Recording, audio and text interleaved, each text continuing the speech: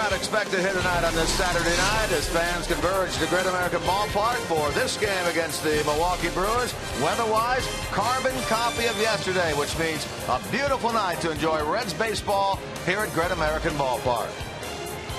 And a pleasant good evening, everyone, and welcome to Reds baseball. Jim Kelch along with Chris Welsh. It is the middle game of this three-game series, the Reds and the Brewers. Reds trying to get even after suffering the loss last night. Chris, one of the big reasons they suffered the loss last night is that 25-year-old playing left field that replaced Ryan Braun. Well, you know, Ryan who? Maybe they're asking that around Milwaukee right now. They're thinking about Chris Davis right now. Since replacing Braun on July the 23rd, look what he's done against the Reds. 5 games. He's batted near 600. 4 home runs, 8 driven in, and the rest of the league are paying the price too. He's got an average over 320 and still driving the ball. Great bat speed. He shows me something. And I thought it was very interesting what Dusty Baker said about him. He said, this is the best young player I've seen in the league all year long.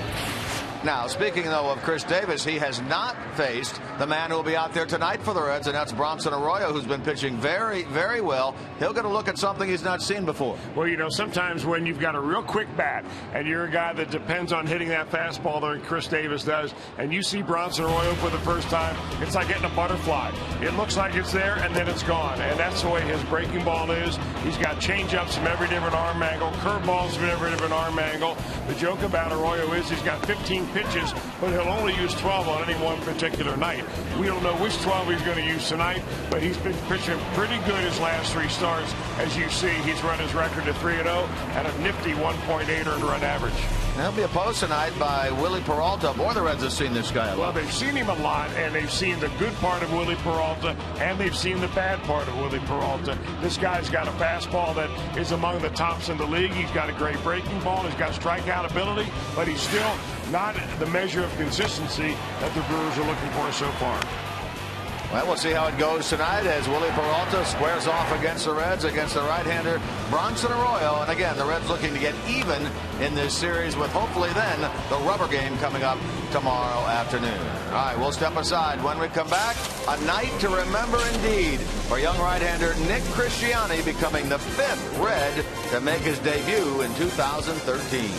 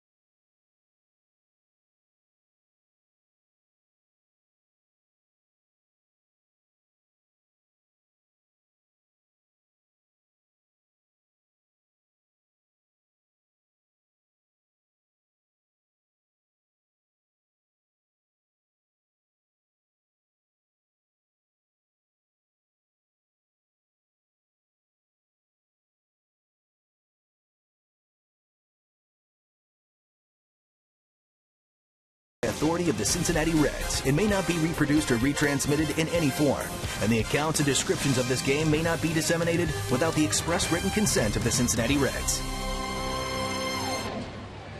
Before we get started with our 130th game of the year here tonight, let's take a look at our DirecTV standings for the National League Central Division.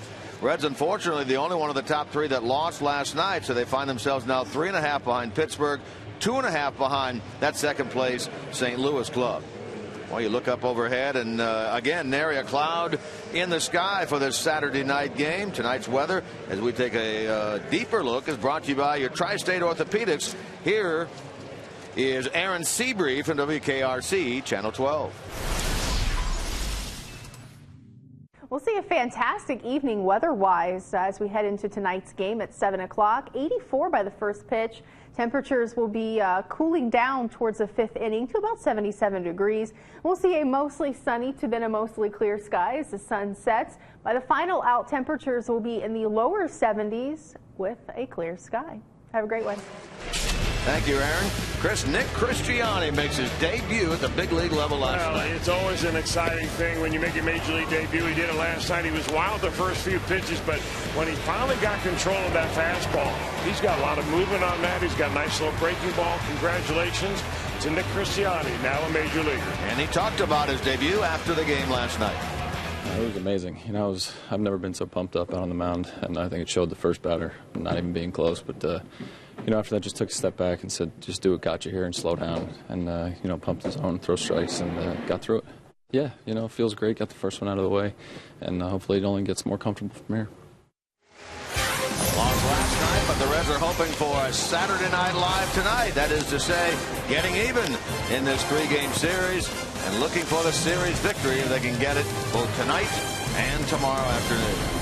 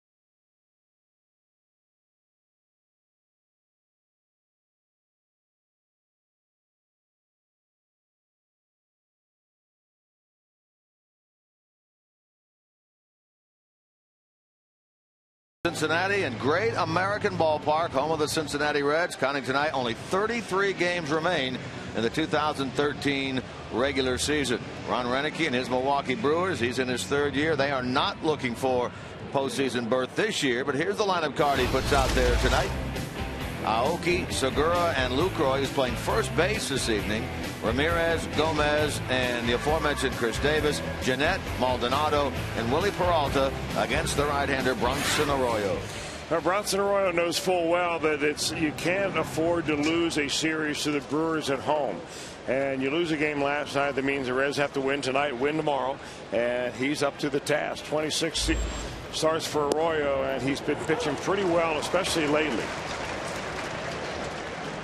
Last 3 starts, an earned run average of 1.8. And he's pitched a lot of games against this Brewer ball club and has baffled them most of the time. Third time he's seen them this year.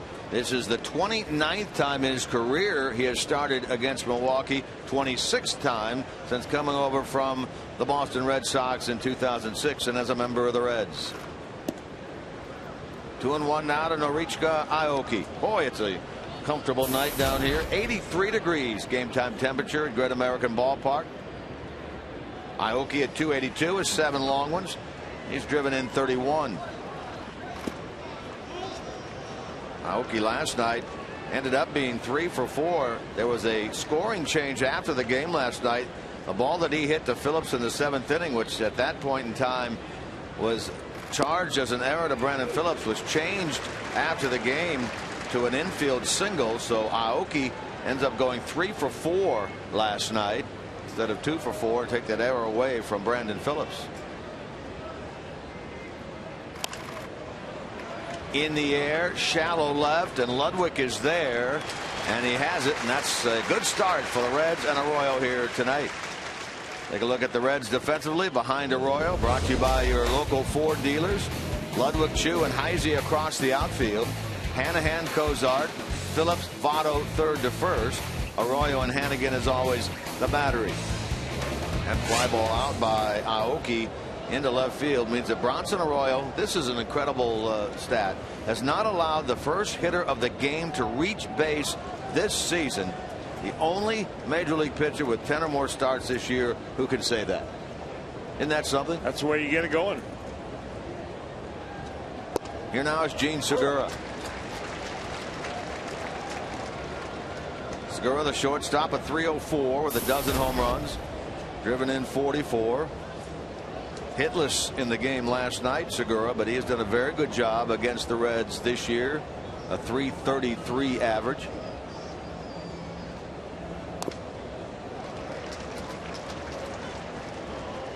Jonathan Lucroy waits on deck.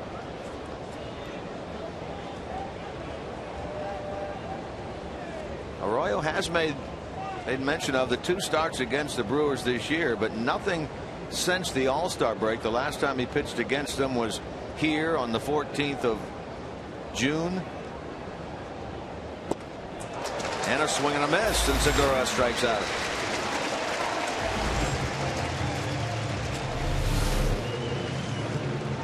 Well, you can just see the discomfort that a lot of young hitters have when they step in the batter's box, especially right-handed hitters against Bronson Arroyo.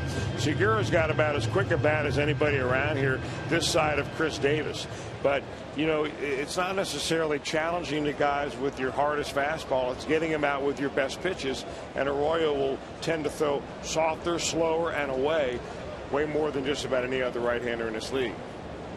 Bronson looks to have a 1-2-3 first. He deals with Jonathan Lucroy. Drops a breaking ball in there. Says Alfonso Marquez, who's the home plate umpire tonight. Lucroy is 17 long ones, 66 RBIs. Starts the game at 285, making only his 3rd start of the year at first base and the 3rd start of his career at first base. Chu handles it. Lucroy gone. Brewers go in order in the top of the 1st.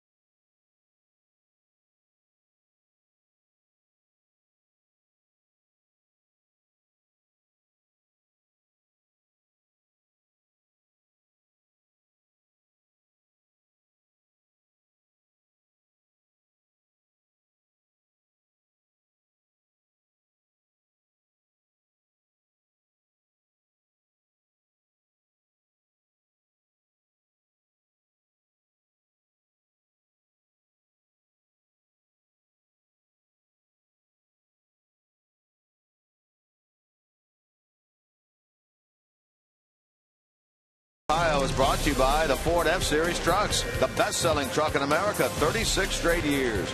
By Cincinnati USA Regional Tourism Network. Book your stay at CincinnatiUSA.com. And by Skyline Chili. Feeling good? It's Skyline time. Take a look at Dusty Baker's lineup put forth on this Saturday night. Middle game of this 3-game series. Chu, Heisey in the number 2 spot and playing right field. Votto at 3. Phillips, Ludwig, and Hanahan getting the start at 3rd. Cozart, Hannigan, and Arroyo against the right-hander Willie Peralta. Now, Willie Peralta is 24 years old, and they still consider him a prospect, even though he started all year long. He's making start number 27 tonight. He's got a couple of complete games. One of those, his first ever complete game shutout. He pitched against the Reds, a 3-hitter back on July the 9th. So the Reds know what they've got when they're going to face Peralta. Guy that throws very hard, has got a good breaking ball, but he'll walk you if you give him a chance. He averages more than 3.5 walks per 9 innings. So it may be a good strategy for the Reds to be a little patient at the plate. Make sure you get him on a night where he makes it, you make him throw the ball over. Chu steps in to lead things off. He'll be followed by Heisey and Votto here in the bottom of the first.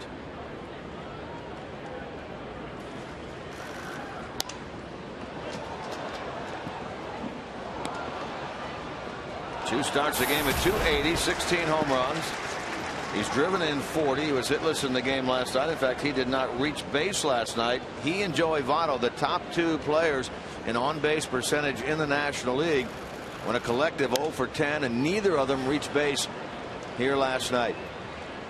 Shallow fly ball to left, which Chris Davis handles, and that's how the Reds first gets going. We take a look at the Brewers defensively, brought to you by your local Ford dealers. Davis, Gomez, and Aoki. Infield is Ramirez, Segura, Jeanette, and Lucroy. A battery of Martin Maldonado catching Willie Peralta. So here's Chris Heisey. Dusty Baker said before the game, just a day off for Jay Bruce. He has started all but 1 game this year for the Reds. Going into tonight, 129 games played. Bruce has started 128 of them. The only game he did not start was the game on the 14th of May down in Miami. He also did not play in that game. Leading up to tonight, he had played in 90 straight games. And he gets the day off today. He's not had a very good August, so this, according to Dusty, seemed like a good time to let him take a breather. All right.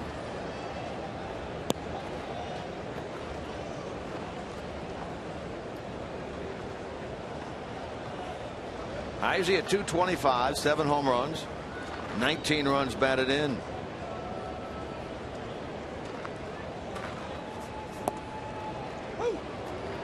He last minute start out in right field last year, September the 20th at Wrigley Field.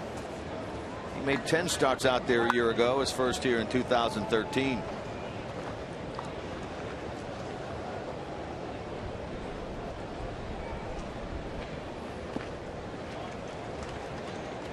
Heisey's done a pretty good job against Milwaukee this year.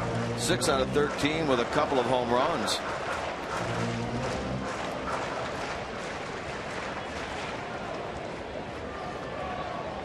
A lot of that damage done in that recent 4-game series up there.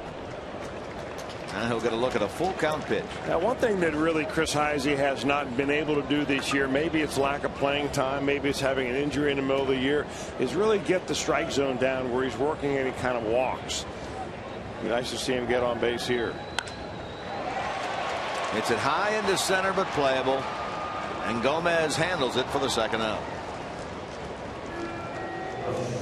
Boy, you know, you have a game tonight of pitchers that are doing exactly the opposite as far as their approach, because they each have different repertoires. Willie Peralta averages 94.7 miles an hour. That's 4th in the National League or major leagues as far as the speed of the fastball. He throws it almost 70% of the time. Bronson Arroyo, on the other hand, he's got one of the slowest fastballs in major leagues, and he rarely ever throws it. But obviously, with the numbers backing you up, is Willie Peralta, he may be a number 1 or 2 starter down the road sometime, but right now against a wily old veteran Arroyo can show him a few tricks tonight on changing speeds and how to keep hitters off balance. On a strike now to Joey Votto. His average dips last night from 317 to 313 at the start of the day. Comes in 6th in the league in hitting. Mentioned he, like Chu, 0 for 5 and did not reach base. First game of this series. Reds were actually able to get to Peralta very early in that game last Sunday at Miller Park. 5 in the second inning and a total of 7 in 4 1/3. The Reds in fact hit around in that 5-run second, sent 10 men to the plate. The big hits, 2-run single by Phillips, 2-run single by Hannigan. That's the game, remember, they had 10 hits and all of them in that game were singles.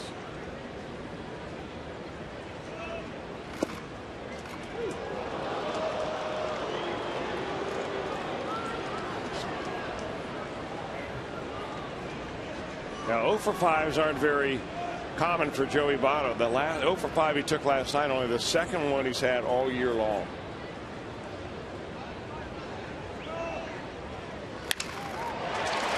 He gets a base hit on a 3-2 pitch into right center. So he won't have an 0 for tonight. Votto aboard with 2 men out. Now this is a pretty good fastball right here. He comes right in on him. Does Peralta pretty much puts that pitch where he wants to, but Joey Votto is just so quick, gets the bat up on it to be able to get it into the outfield. I tell you, they were playing him very deep, and he went tearing down the first base line, thinking double on that he was going to catch his center fielder napping a little bit. They had a rush to get to the ball and whip it back into the infield quickly to keep him from trying to stretch that hit into a 2-out double. So Phillips gets a chance here in the first.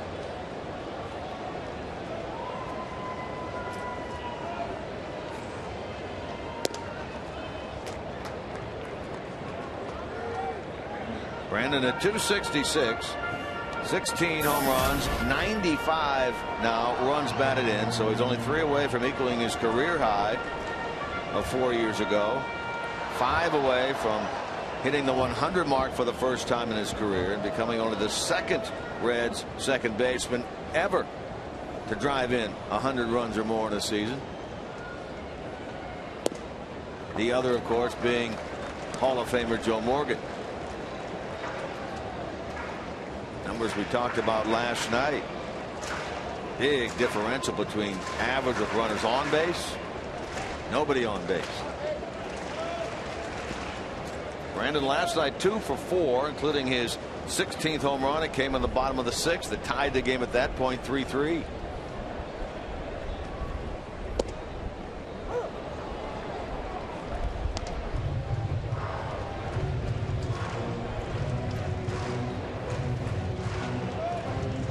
Willie Peralta only 24.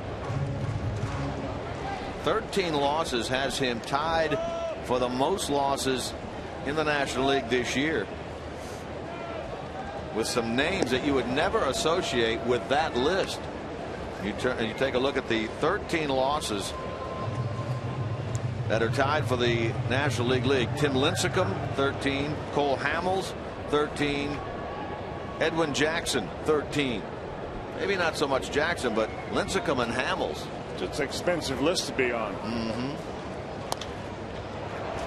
Down the right field side, Aoki chasing, and he's not going to get it. You know, the interesting thing for Willie Peralta being on that list, he started 26 ball games, Peralta has. And when you get 21 decisions, I mean, he's won 8, he's lost 13.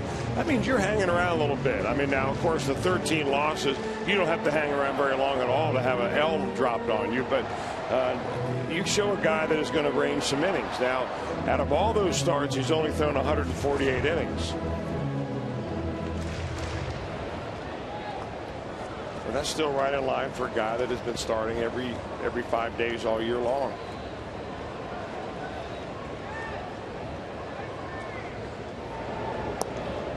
Votto nary a lead at first, but he throws over there. Now that Jonathan Lucroy making only his 3rd start ever at first base. Both of them came this year. He started at first base at Chicago late July. Started out in San Francisco. in early August. They've gone through 7. He is one of 7 players that has played first base this year for Milwaukee. That's a base hit into right center field. Votto on the turn. He'll hustle on over to third. Single by Brandon Phillips. First and third with 2 men out. Almost the same spot that Votto's ball went. And almost the same count. This time a 2-2 count instead of a 3-2 count. And Phillips just goes right down to get a 95-mile-an-hour fastball and take it into right center field. Well, he's seeing the ball pretty big right now. Hit a big home run, a laser beam of a home run last night on a high fastball, and he's letting his hands do the work. Well, here's Ludwig. Picked up his first and only RBI of the year in that double against Arizona down the left field line. 2 for 8 so far this year with runners in scoring position. Multi-hit game last night. He was 2 for 3. Has 2 of them this year, and they both have come against Milwaukee. He made solid contact last night. He did.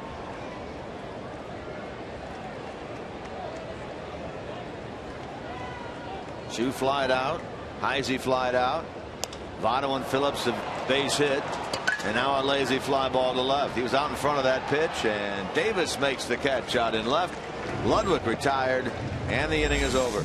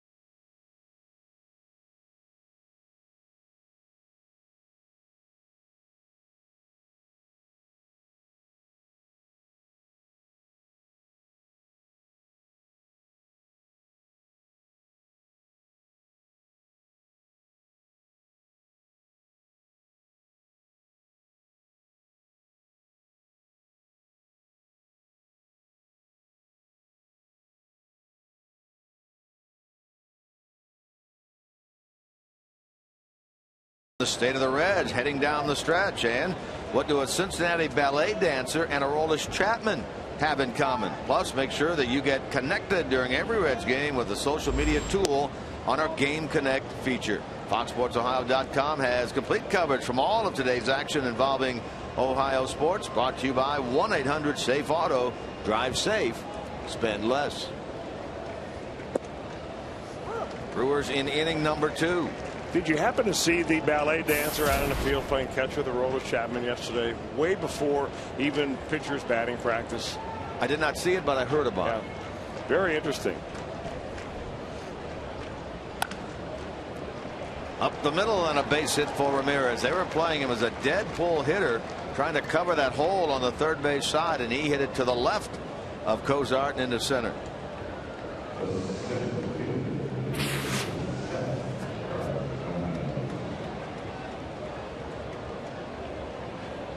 That's an interesting motion. I wonder if he's working with Aroldis on maybe a pickoff move. It's always possible, I guess. They were having a great time out here yesterday. We haven't seen anything like that since Johnny Cueto started his Louis Tiant move. What if he could call for a balk on that move? Not if he did it every time, right? Not if there's a man at second.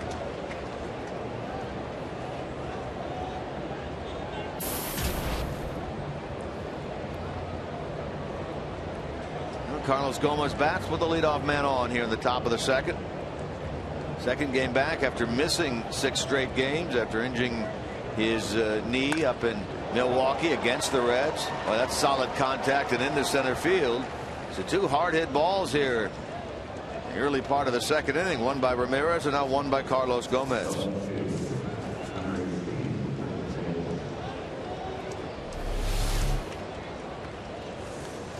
Now, they barely made contact in the first inning as far as hitting the ball hard at all, but you're right, the first 2 here are Ramos Ramirez and now Carlos Gomez, and the guy that has hurt the Reds the most so far in the last few series that they played against the Brewers steps to the plate, Chris Davis. We talked about him a little bit on the pregame yesterday. We featured him in the pregame here tonight. He's been an absolute killer against Cincinnati pitching. And he belts this ball out to left center field, carrying well. That is off the wall. A run will score Ramirez. Gomez to third.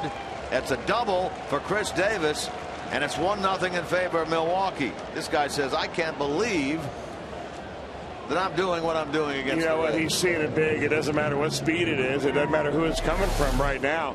Arroyo gets a pitch up, though, and that ball is up around the letters, and he just waits on it and drills it. I think the only reason this ball didn't leave the ballpark is because Arroyo didn't have much speed on it.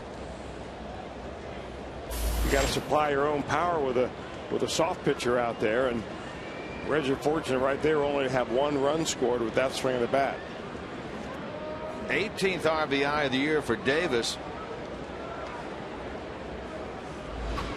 A 1-0 Milwaukee advantage.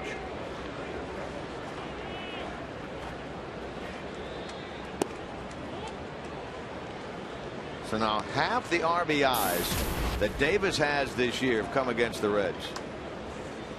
He has 18, 9 of them against Cincinnati pitching.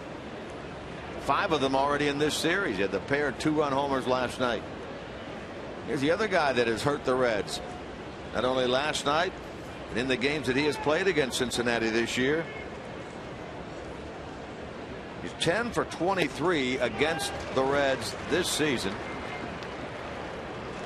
That includes the numbers he put up last night. 3 for 4 with a single, a double, and a home run.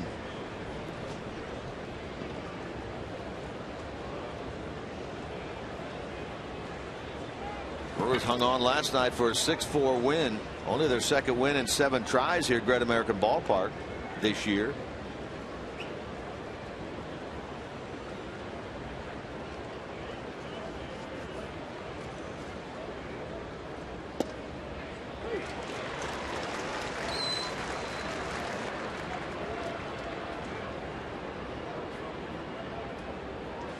A double by Davis means he's hitting 10 in a row.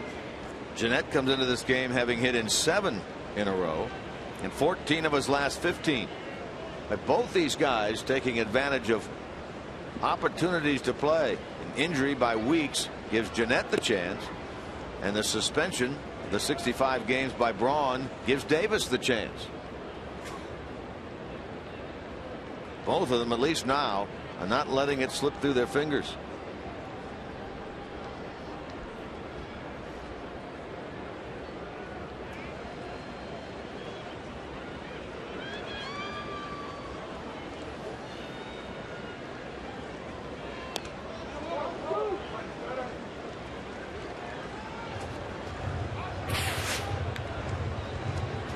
Highest rookie average in a month in Brewers history. Look at the top 2 on that list. Jeanette and Davis. Dale Swain, former Brewers player, former Brewers manager, now the manager of the Cubs, right up there. Ryan Braun, Deion James, Jeanette and Davis right at the top.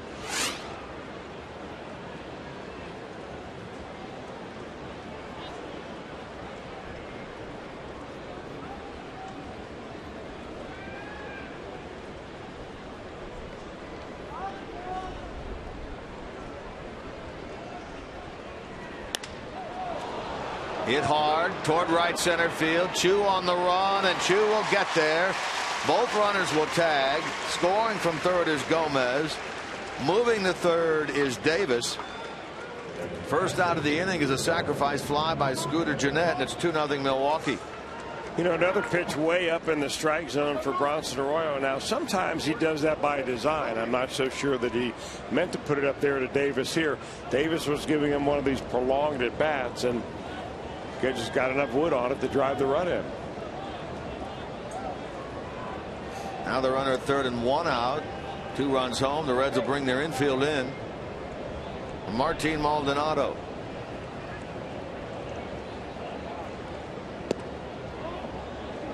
Maldonado has been, by and large, the personal catcher for Willie Peralta this year. Hitting only .179 with 3 home runs and 19 driven in. 1 hit, 14 at-bats against the Reds. Well, he stepped in last year for the injured Jonathan Lucroy and did a very nice job for them offensively.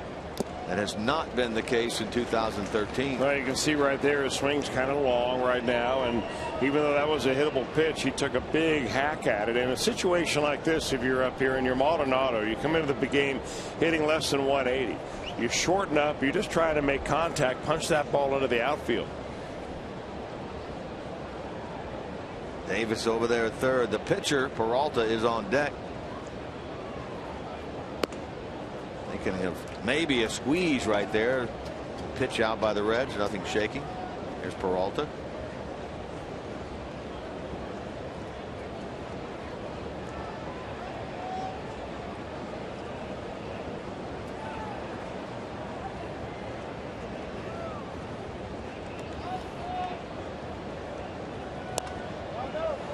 Two and two.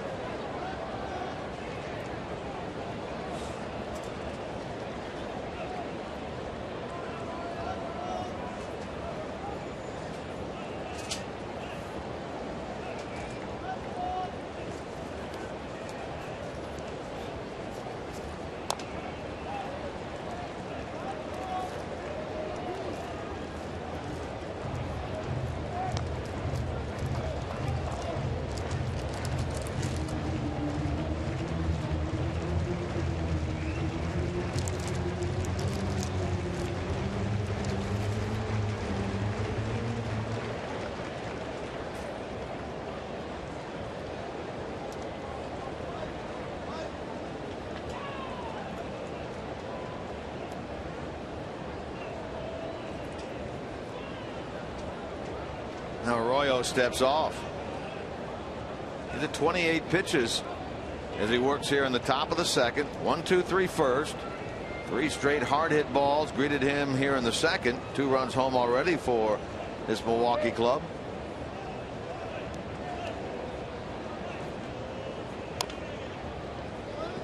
And they're making him work. Well, they're making him work, but really the swing by Maldonado hasn't really shrunk at all. I mean, he still is down at the end of the bat. He's taking kind of a long swing right here, and that really plays into Bronson Arroyo. Arroyo would like to sneak a little pitch by him for strike 3 right here and move the infield back. Trying to limit the damage to the 2 that have already crossed the plate. Wouldn't chase. Full count. You may have seen right before the pitch, Hannigan wanted it just about where Arroyo threw it.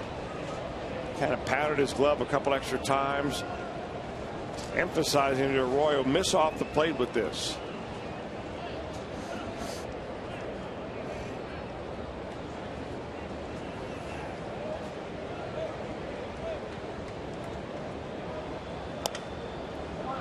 That's in the air, but shallow.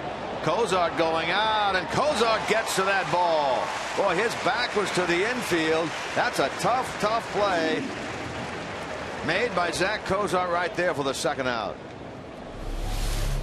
Now they're playing Maldonado fairly deep, and Ryan Ludwig is going to not be able to get to it, so Cozart has to get it.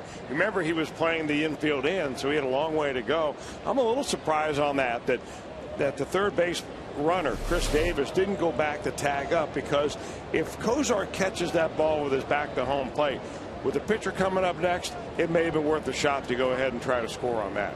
Well, you saw what Kozar did right at the end. It appeared he started to turn a little bit to avoid what you're talking about. But you still have to make the guy make a play. Sure. I mean, now if there's somebody else coming up, but with the number 9 hitter due up next, that's when you take a chance on a play like that. They didn't test that Kozar. We will never know what will have happened.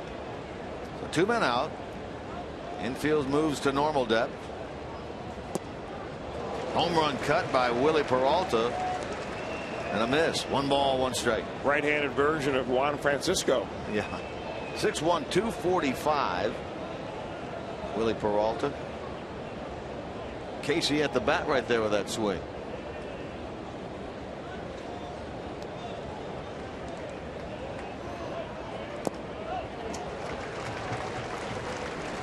Now he's at 1-2.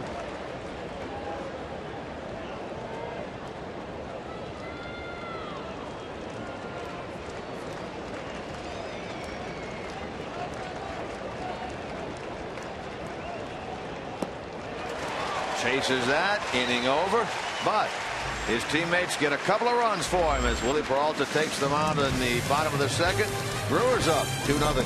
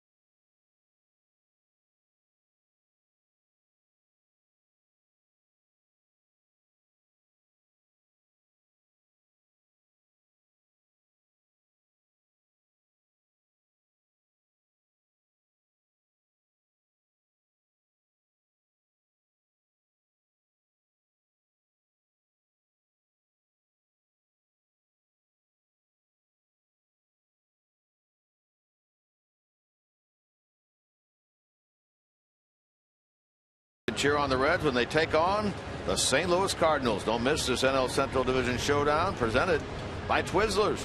For tickets, call 513-381-REDS. Visit select Kroger locations or log on to reds.com/tickets. Big series in Cincinnati between those two teams. Big series coming up against the Cardinals in St. Louis starting on Monday night. Remember, coming up later in tonight's broadcast, we'll have our Miller Time moment brought to you by Miller Lite.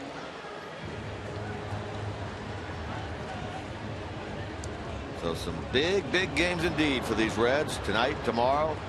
Big 3 against St. Louis. Really every game left, 34-33, counting tonight. Big games as the Reds try to catch 2 teams. Cardinals directly in front of them, 2.5 behind. And the Reds 3.5 behind front-running Pittsburgh. Cardinals are underway at home against Atlanta. They started just 5 minutes later than the Reds. Julio Teheran going for Atlanta. Shelby Miller in that game for St. Louis. They are 1-1. Cardinals batting in the bottom of the second.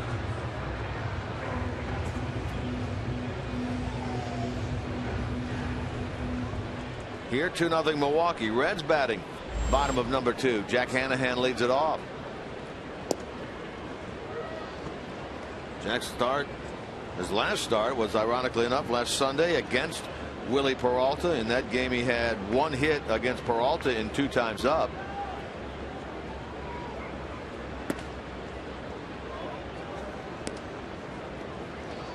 He'll be followed by Cozart and Hannigan here in the second. Jack at 209 with 11 RBIs. Near the grass at third is Ramirez.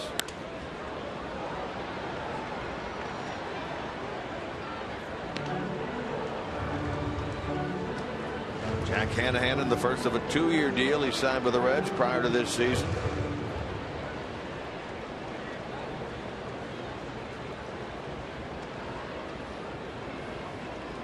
Trying to get something started for the Reds here in the home second.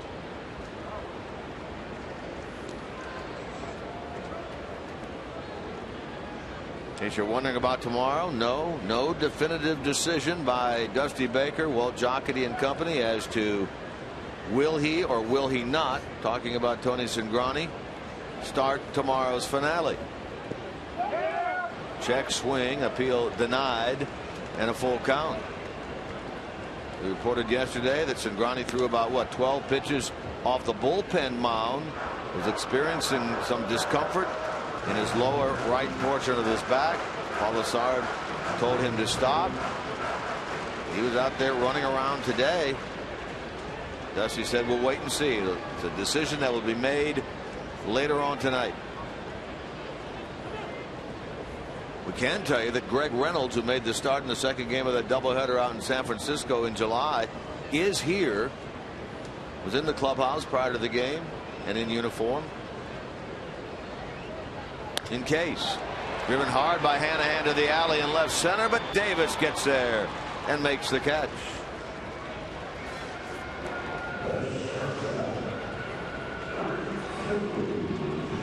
Reynolds and the man who made his big league debut in last night's game, Nick Christiani, were sitting in the Reds clubhouse chatting today about Christiani's debut last night.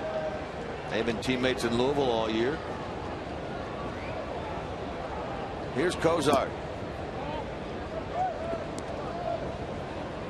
Zach been swinging a pretty good bat as of late. 5 for 13 in his last 4 games, as his average up to 240. Last night a couple of hits, couple of RBIs. 44 now on the year.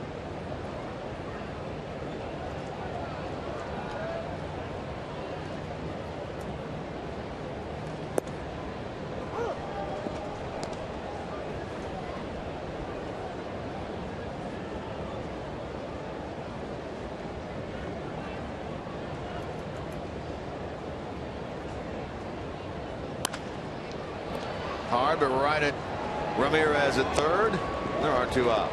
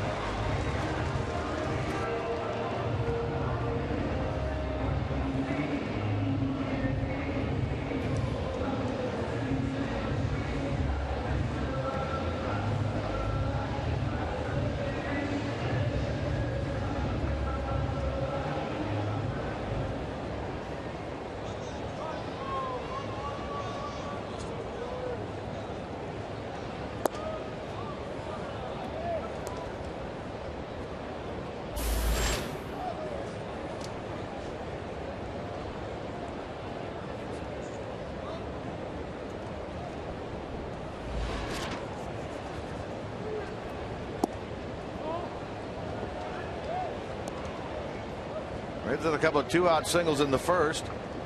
Trying to get something started here in the second.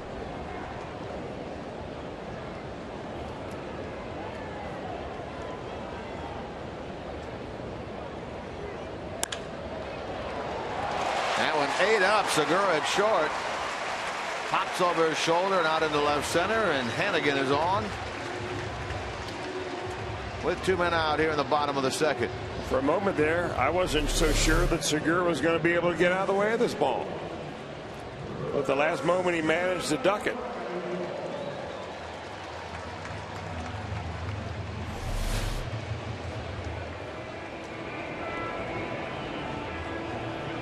Hey, one thing, he didn't learn that style of shortstop by playing knothole baseball in Cincinnati. No. Oh, laying a ball and sitting right at you like that.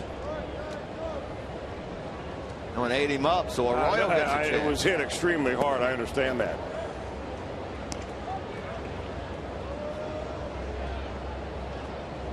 I think that's why you have a chest. That comes from the pitchers union. Maybe just the old timers union. Arroyo 4 hits this year. Well, we talked about it a lot this year, that the more balls are played to the side now than ever, I guess, before, right? Well, they finally realized that if you play it off to the side and you miss it, it goes for a hit. If you play it in front of you and have it come off your leg or your chest, it'll go for an error. So it's a stats thing.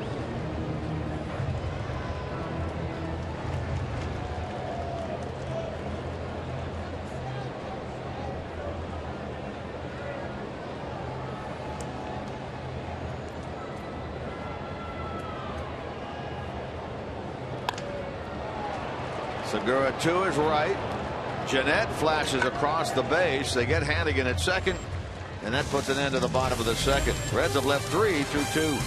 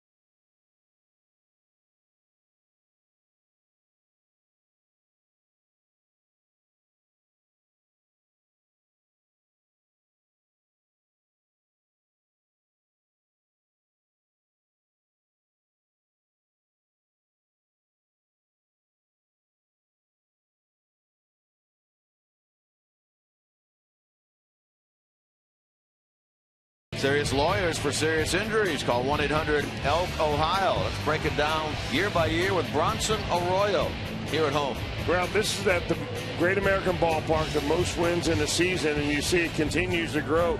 You start down here in 2007 and work your way up. Here he is, 8-3, earned run average better than ever, and Bronson Arroyo has figured out a way to pitch here at this ballpark. He's never really been very bad. But early on, when he came over to the Reds and he was a fly ball pitcher, he didn't throw two-seam fastballs. He didn't sink the ball. He essentially threw a high fastball and a looping curveball. And he has reinvented himself at least twice, added a number of pitches to his pitching repertoire, and like I say, uses about half of them on any given day. Well, he gets the top of the Milwaukee order, meaning Norichka Aoki to start inning number 3. The start tonight by Bronson separates him from Jim Maloney now for 8th place by himself at 259 in his Reds career. Epa Rixey 357 is number 1. Sliced in the left, and Ludwig handles it. So twice Aoki has tried Ludwig, but no luck. 1 out. Bronson gets through 6 2/3 tonight. He will surpass Gary Nolan for 17th place all time innings pitched wearing a Reds uniform.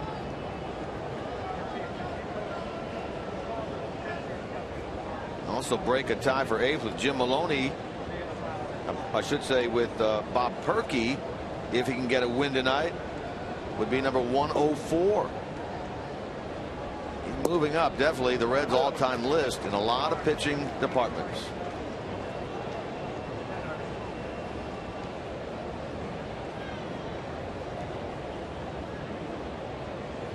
Hanahan in on the edge of the grass.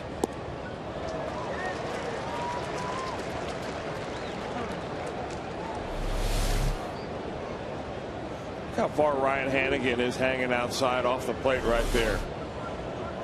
Segura is just so anxious. You see the pitches out of Arroyo's hands so well. He doesn't throw it hard enough that you can't pull the trigger. So you see everything, and your eyes are telling your brain, I can hit everything. He comes with that one. Segura doesn't get it, and he strikes out for the second time. And he actually gets him with a fastball right here, and it's just a little two-seamer that comes right back on the outside corner. And Segura thinking about that last curveball that he saw at 72 miles an hour. He gets that fastball sped right by him. Bronson had a 1-2-3 first. Gave up 2 runs, 3 hits in the second. Now looks to have a 1-2-3 third against the same trio that came up there in inning 1. Here's Jonathan Lucroy. Well, you mentioned the fact that they've had 7 first basemen over there this year. That does not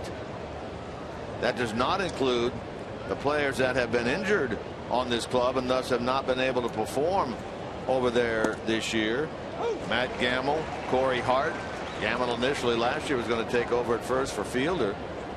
Ended up being Hart last year because Gamble blew out his knee. Same thing happened this spring for Gamble.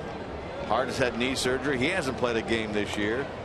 Not even counting those 2, 7 others like Francisco, who had never started a game at first prior to this year. Betancourt, who's never played a game at first base prior to this year. Alex Gonzalez, who's never played a game at first base in his career prior to this year. Jonathan Lucroy, never played a game at first base prior to this year. It's amazing, really. Hit hard into the left field corner and off the wall on the fly. Ludwig gets it back in a hurry. Ludwig into second, standing with a 2-out double.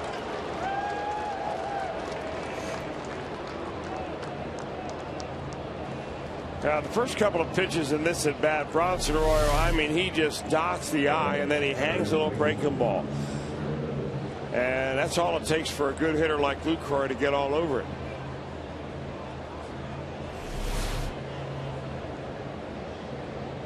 Ball not really jumping. I mean, the wind is blowing in. That is a very odd way. We've not seen a night really where the wind's been blowing out like we normally see more than 50% of the time here, especially when it gets warm in the summer. Now here's Aramis Ramirez. Base hit his first time.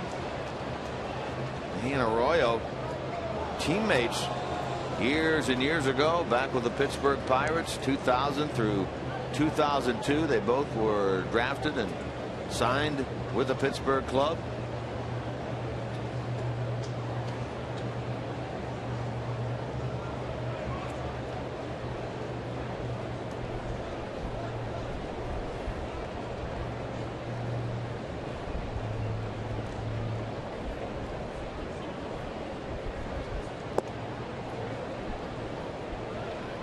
Yeah. Aramis Ramirez is the guy that this year anyway has really struggled. 2 outs, runners in scoring position, an .067 average. Only 2 in the league that are worse than him. Ricky Weeks lost for the year on the disabled list with the same Milwaukee club.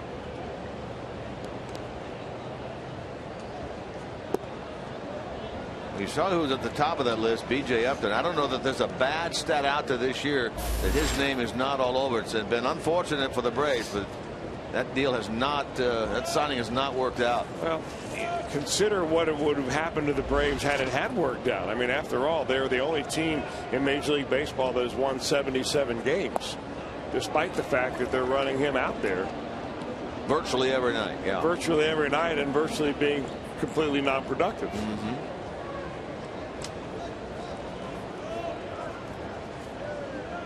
So the Braves aren't really complaining right now, despite what he's doing individually. Collectively, they're doing great. Winning makes a lot of problems go away. Ramirez jumps all over that thing, got out in front of it and fouled it.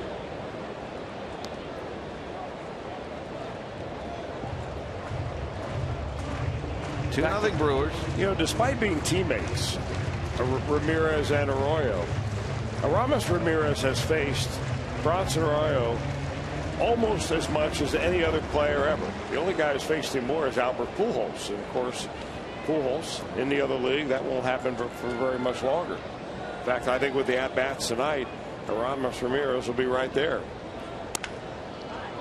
Diving stop to his left. Hanahan gets up and throws out Ramirez to retire the side. Quick reaction by Jack Hanahan.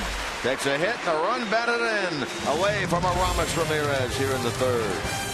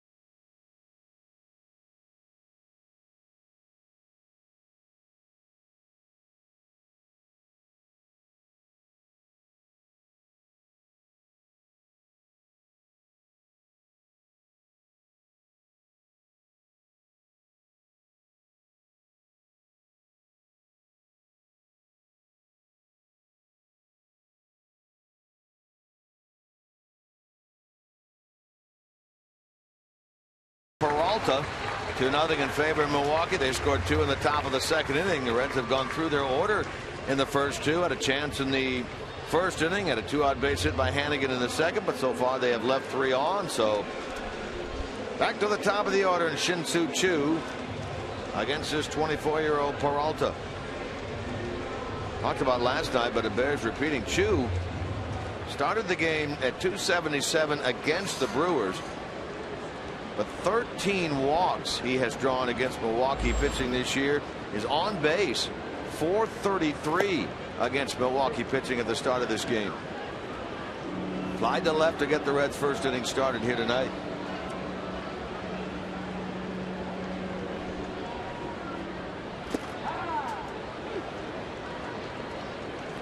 Now Peralta's feeling pretty good about himself. He's got a 2-run lead. He's been out there for a couple of innings. He's been through the lineup once. And now Lucroy, or I mean, make it Maldonado, is calling for more off-speed pitches. First 2 off-speed here to Choo.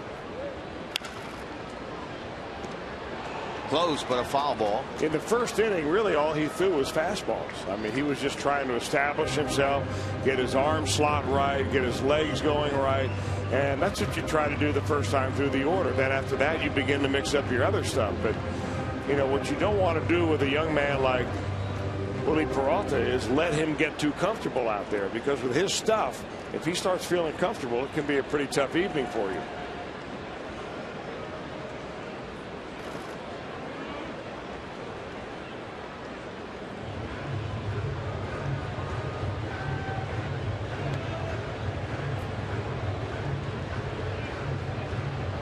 You see what we're talking about here. The first time through the lineup, the opponents hit 300, and then it goes down from there all the way down to 220 third time through.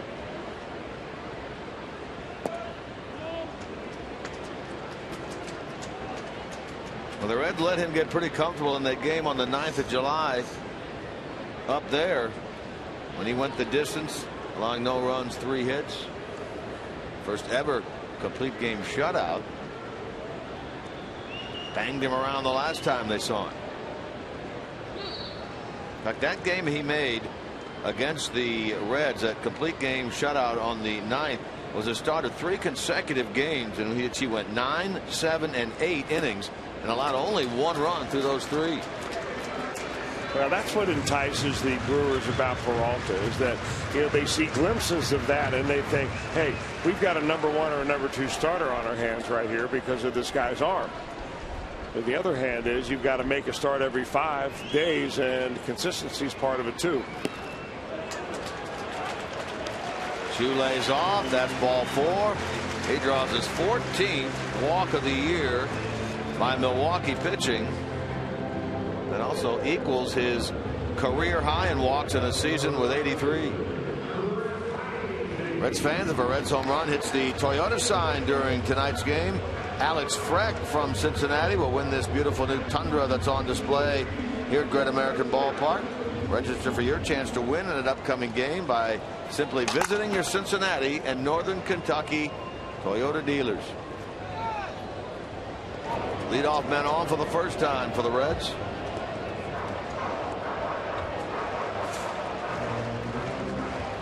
Heisey, the batter now. Applied to center his first time. Brings a 5-game hitting streak into this game, Heisey.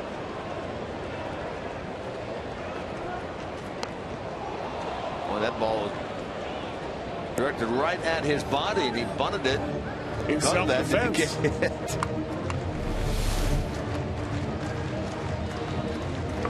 Hits him in the 2-8 right there. You know, normally when you get a pitch that you don't want to bunt, you pull the bat back, but he really had no choice. If he pulled the bat back right there, that ball would have hit him. And of course, if you could think fast enough, well, if it hits me, I get first base, it's first and second, nobody out. You know, that doesn't all go through your mind as that ball's coming right at you. What goes through your mind is, man, this is going to hurt. Yeah, that one thumps him right in the 2-8 there if he doesn't follow.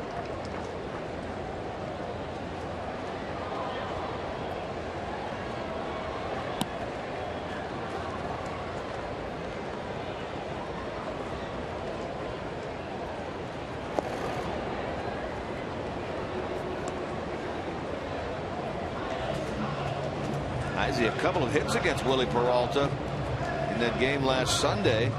One of them an RBI single. In fact, it was his base hit into left field that scored Phillips in the 5th. That was the undoing of Peralta. He was the last man that the big man faced.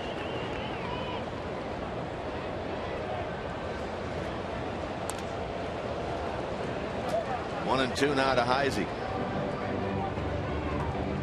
Bottom of the 3rd at St. Louis. Cardinals have taken a 2-1 lead over the Atlanta Braves.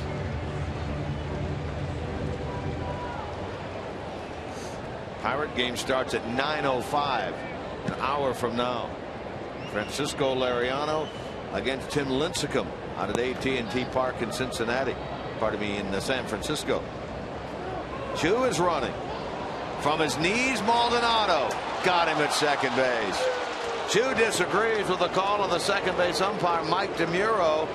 Maldonado threw that ball from his knees and gets Chu. I'll tell you what, Maldonado's got some kind of a strong arm. Willie Peralta gives him really no chance at all for getting the runner. And if it wasn't for such a strong throw and a quick tag by Jeanette, and Chu's got to be thinking, man, the break that I got, I go on a breaking ball that's in the dirt. Base hit in the left by Heisey. That may have produced a run right there, although probably would have seen Chu stop at third. You know, we kept looking at that replay out at second base. That looked like one of those Olay tags.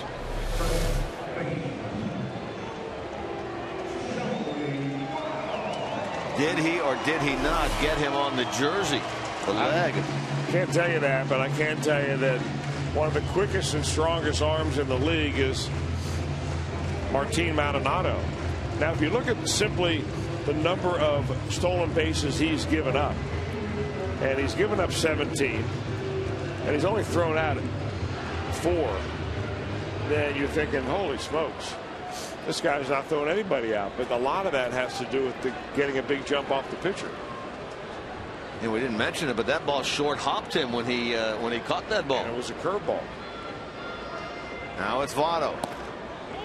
It really could not have been a more difficult situation for Maldonado to try to throw a runner out. Unless it was Billy Hamilton on first. Well, let's see. August the 24th. Reds will be in Milwaukee in mid-September. You never know. We may see that matchup.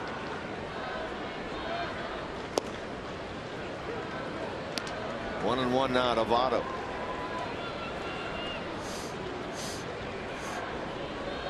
AAA season will wrap up a week from Monday. The Louisville team not going anywhere in terms of postseason play. So it'll be interesting to see what players from that club come up, try to fill some gaps and help out with this club.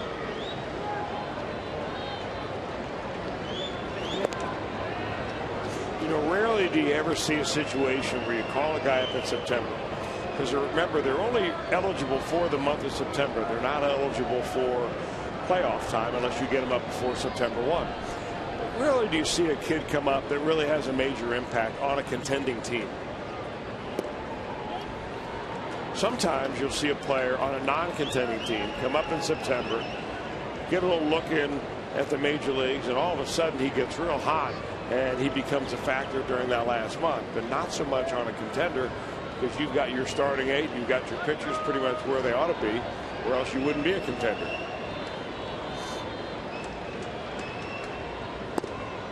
I would imagine you're looking for things like pinch runner here or there, right-handed bat, left-handed bat, off the bench, extra arms out of the bullpen. It just enables you with a bigger roster to make a few more moves as a manager. Maybe play more matchups as you see it happen. Maybe put a guy in for defense earlier in a game than you normally would because you have another pinch hitter on the bench and so on. It was talked last year at this time about the possibility of limiting the number of active players you had in the month. Votto got under this ball, hits it in the air on the warning track, and now back onto the grass is Gomez. That's the second out. You could bring up as many as 40, but for any one game there would only be, say, 33 or 35, whatever number they decided upon that would actually be active for that game. So it was an even path for everybody. Nothing more has been said about that. Yeah. I kind of like that. I know teams hate to be at a disadvantage. They've called up 33. They have a 33-man roster. The other team has called up 37. They have 4 more players than you to use. They could have called 4 more players up. Correct. Maybe they didn't have them. So they want an even playing field, so you can have 35 active per game or 33 active per game.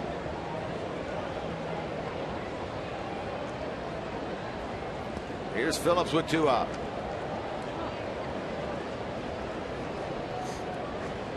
Brandon a base hit into right center his first time. Of course, a lot of clubs sometimes wait to call up a young player until a year later, or they don't do it in September sometimes because they don't want to get the quote-unquote arbitration clock or the free agent clock beginning to tick, because every day that you're in the major league goes towards, you know, the day in which you become arbitration eligible.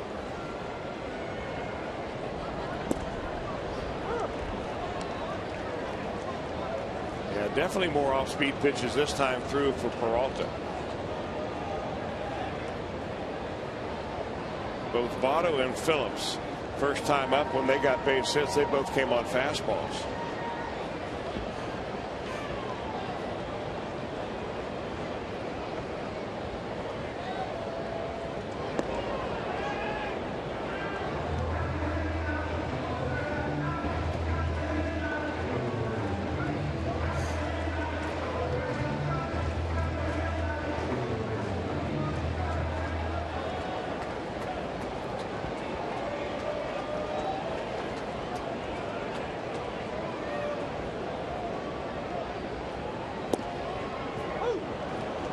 That's a pretty good looking pitch right there. And that's the one thing that I remember when I saw the Brewers in spring training come to Goodyear to play the Reds early, and Willie Peralta pitched.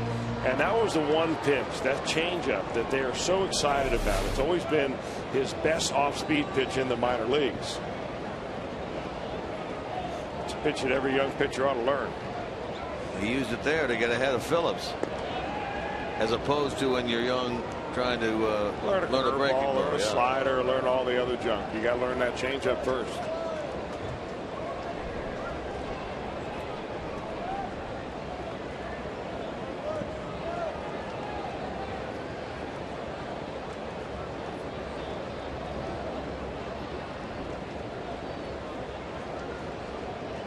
Heisey with a lead at first with 2 out. Throw behind him, and he just gets back in time.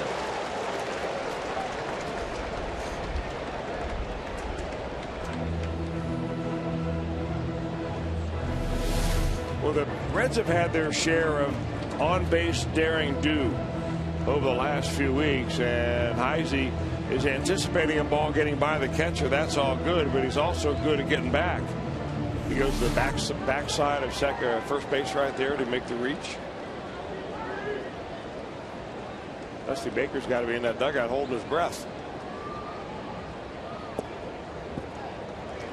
And Maldonado, he's ready to fire every pitch.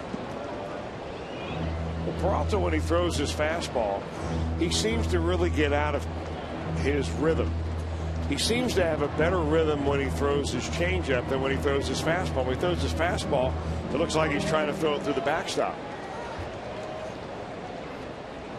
He's getting himself all out of whack.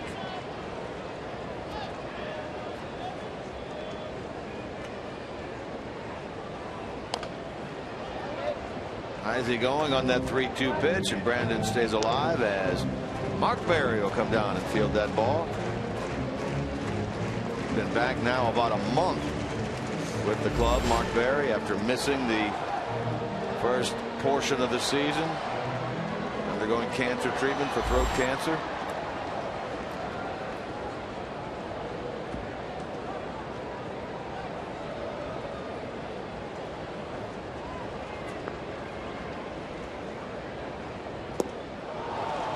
Phillips strikes out. That is the first strikeout of the night for Willie Peralta, and it puts an end to the Reds' third.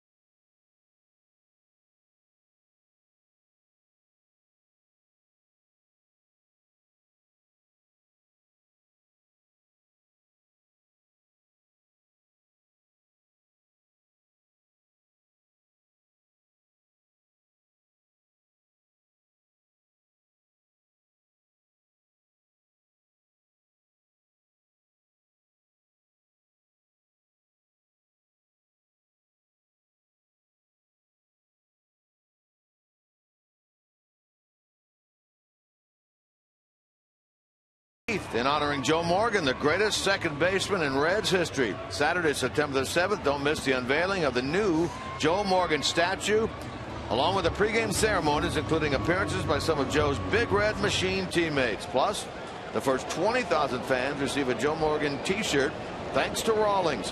For tickets, call 513-381-REDS. Visit select Kroger locations or log on to reds.com/tickets. Big day indeed. September the 7th, the unveiling of the Joe Morgan statue, the second of the Big Red Machine era players. I have a statue here at the ballpark. Coming in front of Cozart is Hanahan, and he makes the play and throws Gomez out at first. Well, Mazda pitch by pitch is a little different tonight. It's Chris Davis and all the damage that he has done with his 6 extra base hits against the Reds. Location of those pitches, some are high, some are low, some are inside, some are outside. In other words, Chris Davis, as is evidenced by this, has hit just about everything the Reds have thrown up there. That was our Mazda pitch by pitch. Speaking of, here is Chris Davis. 1 man out in the 4th.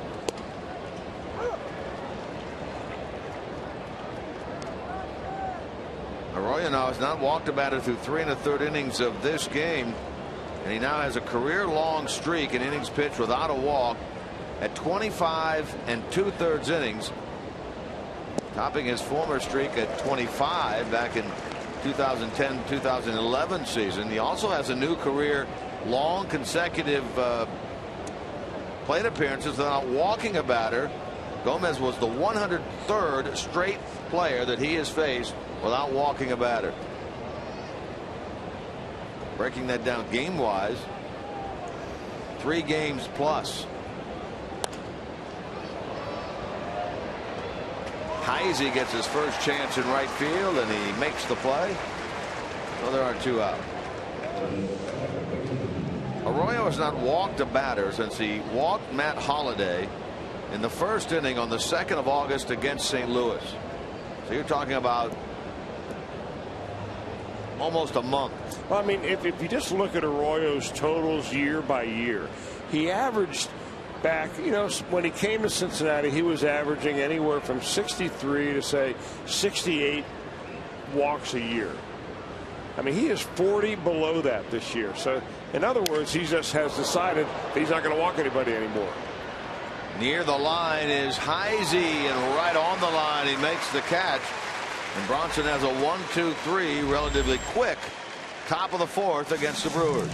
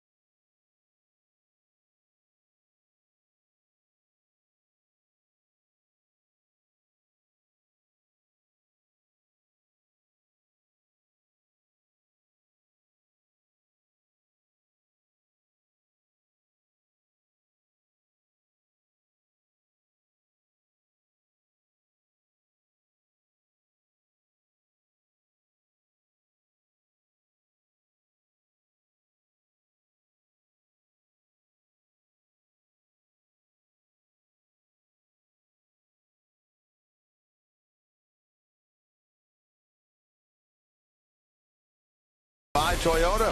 See your Toyota dealer or visit buyatoyota.com. Toyota, let's go places. And by the JTM Food Group. Let's create great dishes together.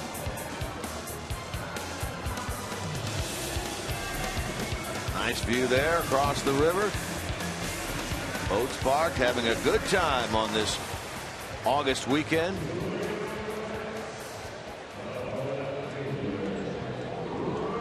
2-0 Brewers. We go to the bottom of the 4th. Got a spot right there for your boat, Chris. There's an empty spot. Pull that baby right in there. Could squeeze it right in there. I probably have to pull the oars in to make space work, but we can get it in there.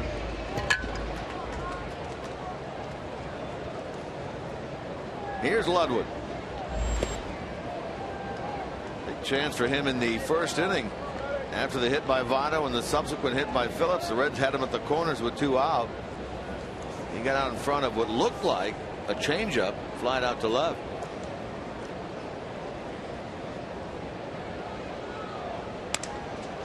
Breaks his bat here, floats it out into center, base hit. 7 hits on the year for Ludwig. 5 of them have come against the Brewers. I think about 5 of those are little jam jobs like that. So those fall in on you. They give you a little bit of a good feeling, and maybe it gets to be somewhat contagious. Our Munchin's furniture shows you the broken bat and the base hit. Second inning in a row, the Reds have had the leadoff man on. Reds have now hit Milwaukee 5-4. Now let's see if they can move Ludwig around. Jack Hanahan. Hit it hard, right at Chris Davis out in left field his first time.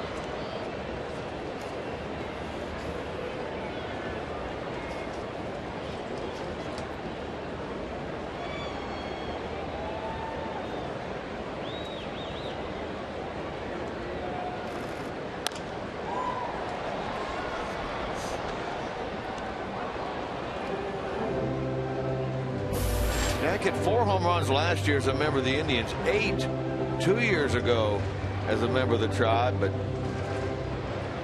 none with the Reds yet. So he is still looking for his first National League home run. All of his career spent in the American League until this year.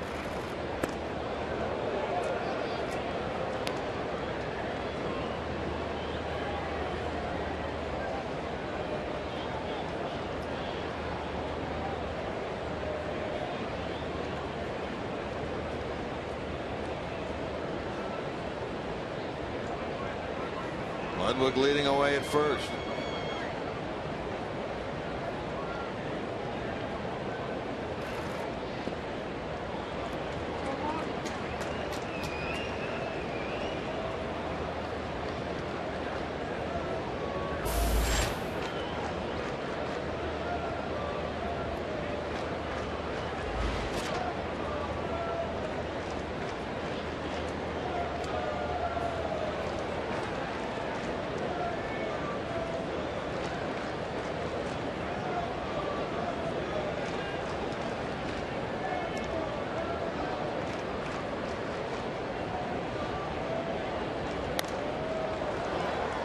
Jack stays alive with that foul ball back.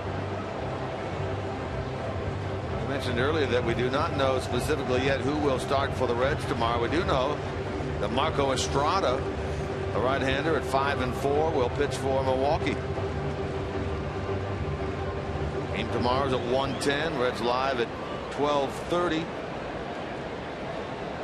And Estrada, like the pitcher from yesterday for the Brewers, Giovanni Gallardo, hails from Mexico, and he also has had time on the disabled list this year with a left hamstring problem. Yeah, I think the Reds probably have a pretty good idea. I don't believe they have the option, beginning with the time of when you have to have a roster move made, to say try to send Tony Cingrani out there a couple hours before the game, throw a little bit. If he doesn't feel good, then you make a roster move and you say activate Greg Reynolds. I think it has to be done like tonight. I think so. Yeah. Runner going on the 3-2 pitch and hammered by Hanahan into left center field. That ball's going to get down and will short hop the wall. Here comes Ludwig racing around third, coming to the plate. Here's the throw, and they've got him at home.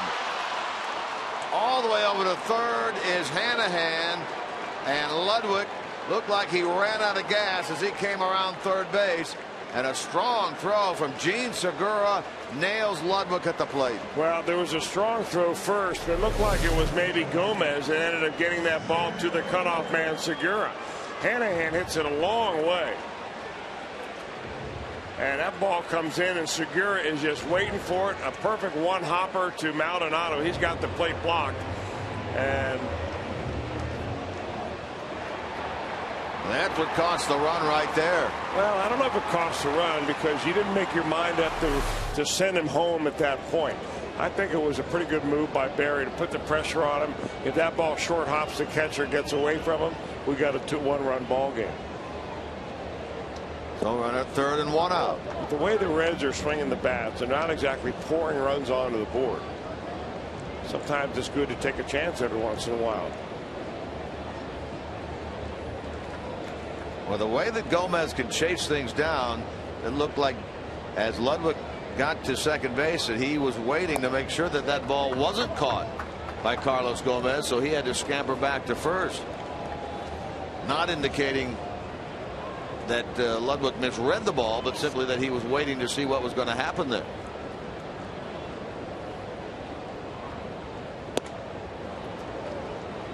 Give Hanahan a double. He goes to third on the throw.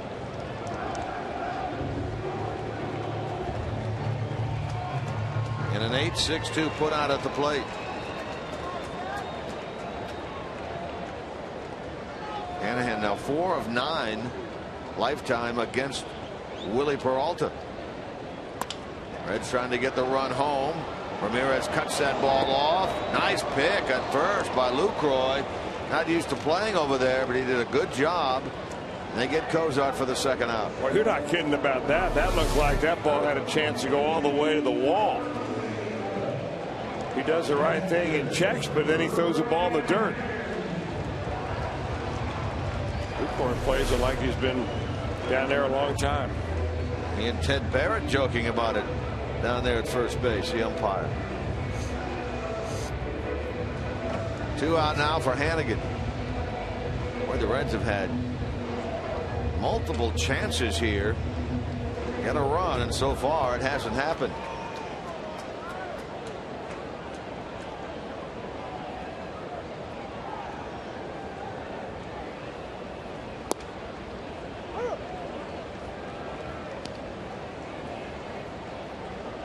Hannigan hit that ball the first time that ate up Segura at short. Went on into left center. Does the same thing here. The Reds will be on the board. They trail 2-0 in the bottom of the fourth.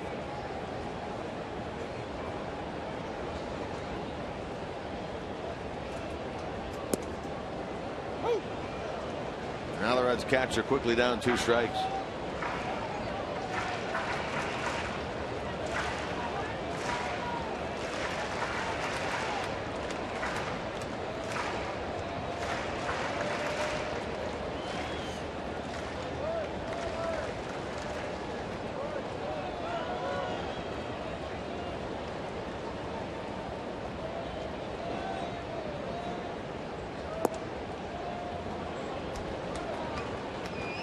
Slip there, went down a little bit. He pushes off so hard. I mean, you talk about when he throws a fastball. That last one was 96. He's a full effort pitcher, and he's no little guy either. I mean, they list him at 6 feet 240 pounds, so he's really built like an NFL running back, a large one.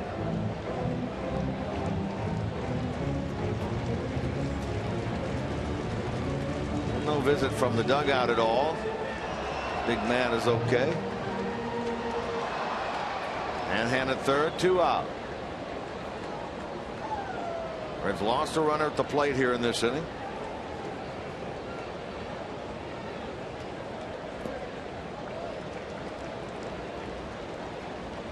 Twice on the DL this year for Ryan Hanigan. Could easily cost him and put him into a situation where he has as few at bats this year as he has ever had since he started playing on a semi-regular basis back in 09 in the big leagues.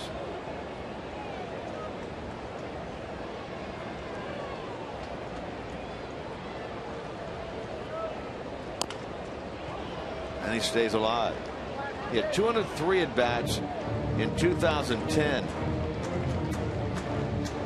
Last year he had a career best 317. This year, coming into action tonight, only 165 due to 2 stints on the disabled list, one a month long.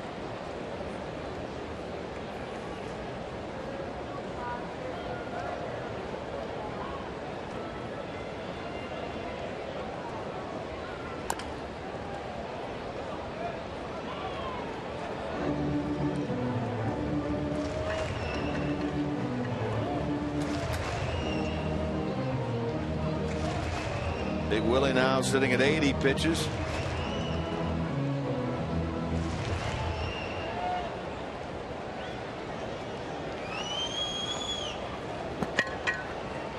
He would still need to get through next inning, qualify to be the winning pitcher in this game. On a 2-2 pitch, Hannigan is plunked by the delivery of Willie Peralta.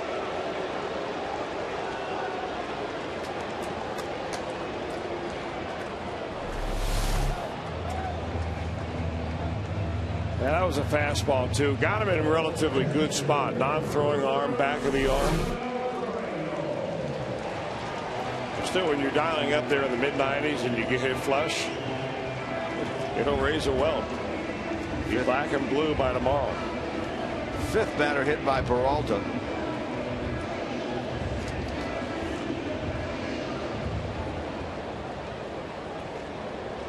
Hannigan hit for the 4th time. Here now is Arroyo. Hit into a force play his first time up there. Bronson does not have an RBI this year. Get one here and put the Reds on the board, trailing 2-0 in the bottom of the 4th.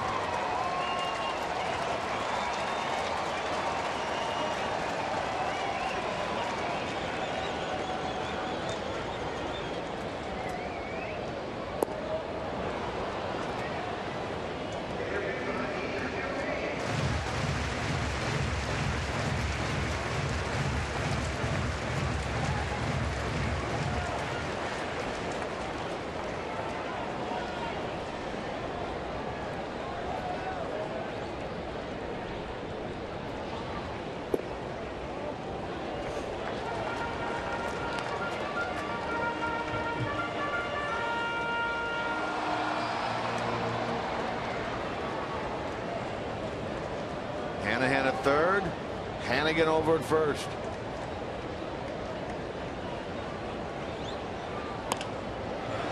Ramirez. His throw is a bit better, and Lucroy handles it, and the inning is over. Now the Reds have stranded 6 and have still yet to get on the board in this game.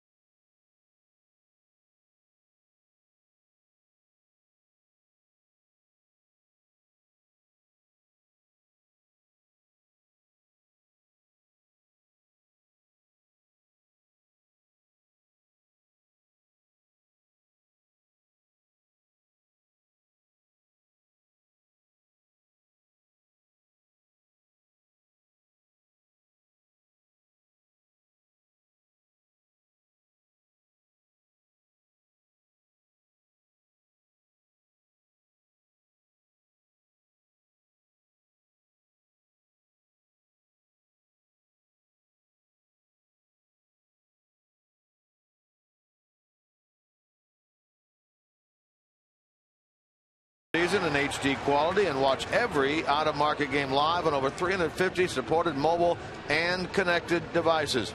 Visit MLB.tv today. MLB.tv. Baseball everywhere. Well, we have the time here at the top of the 5th, so how about our AT&T trivia question of the game? Who holds the Reds' career record for lowest walks per 9 innings? Is that, I guess, career-wise? Who holds the Reds' career record? Yeah, for lowest walks per 9 innings in a career. Okay. All right. I misread that. We always talk about 2.5, 1.6, whatever the number may be per 9 innings. Who holds the career record for the lowest for the Reds? Starting pitchers.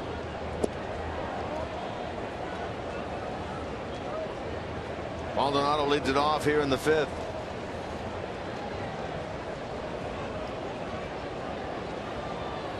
He hit that ball behind the shortstop. Cozart his first time. Zach made a very nice play on it. Bronson has had 2 1-2-3 innings in the 1st and the 4th. He's allowed 2 runs, 4 hits. Pitcher spot on deck. To the left of the shortstop. And Cozart makes the play, and a good start to the top of the 5th for Arroyo. He's now retired 5 in a row, and 10 of the last 11 that have come up there. That will be the pitcher, Willie Peralta. Bronson getting into a little groove right here. You know, I think part of the you mentioned earlier about Arroyo, his control being so good on some kind of a string right now of not walking a batter. A lot of that has to do with the confidence in his stuff. A lot of times pitchers walk batters because they don't really feel that their stuff is good enough to get a guy out by throwing a strike. They feel like they've got to make a perfect pitch to get a hitter out. And Arroyo just got to the point where, you know what, once it leaves my hand, I'm not going to worry about it. He'd rather give up a base hit just like that to the opposing pitcher than walk him, and because it just has a different energy after a base on balls. Hit number 5 for the Brewers. Well, tonight's Ohio Lottery Powerball jackpot worth $92 million. The drawing coming up at 11 p.m. So you still have a little time to get in on that. $92 million. Powerball jackpot tonight. Top of the order now in Norichika Aoki.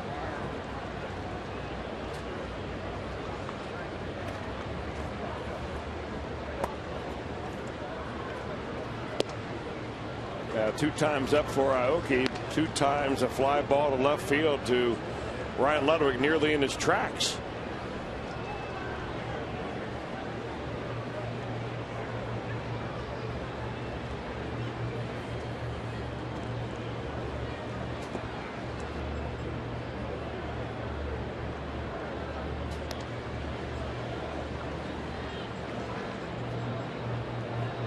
Aoki in his rookie year in the big leagues last year hit 288. This year 282. 150 hits last year. This year 135. So he figures to pass that total.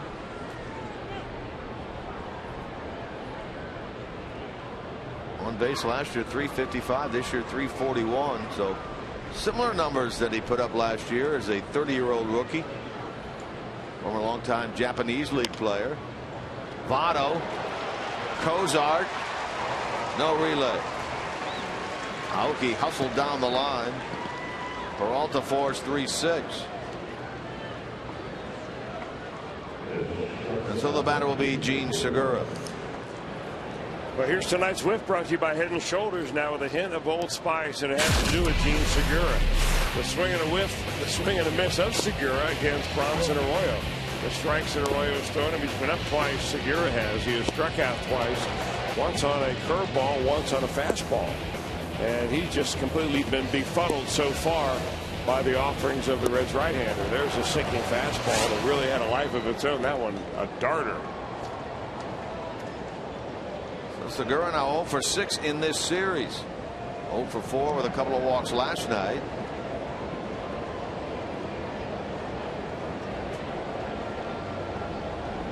Be surprised to see Aoki running down there. He has 17 stolen bases on a team that tops in the National League in that department.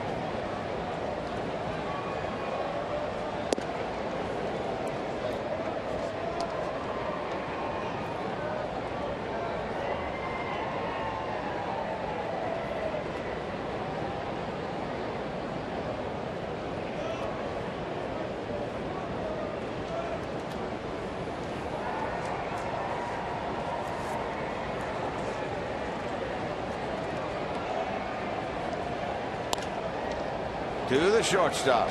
Goes out to Phillips. They get the force on Aoki, putting an end to the top of the 5th. Brewers have stranded 3. They lead 2-0.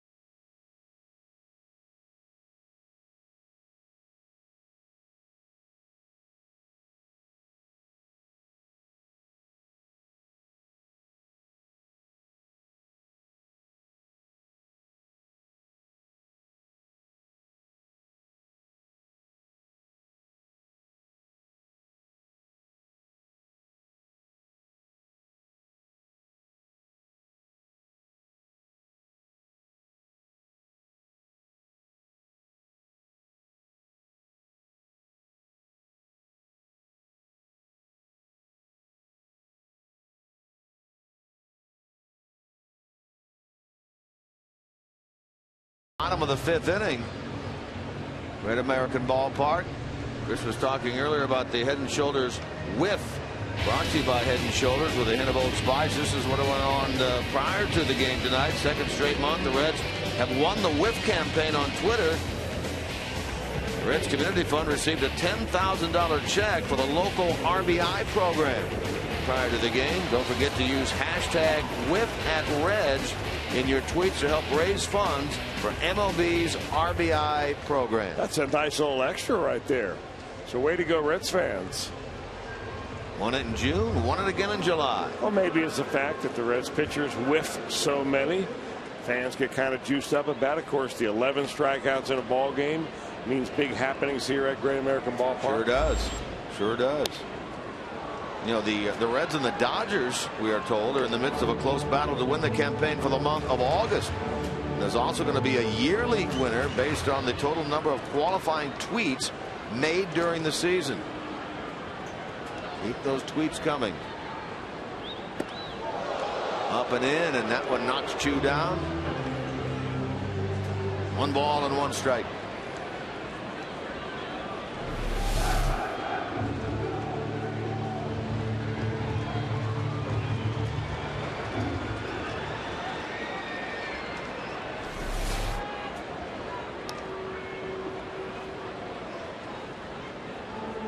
Chris, you've heard the song being played out here at the ballpark all this year.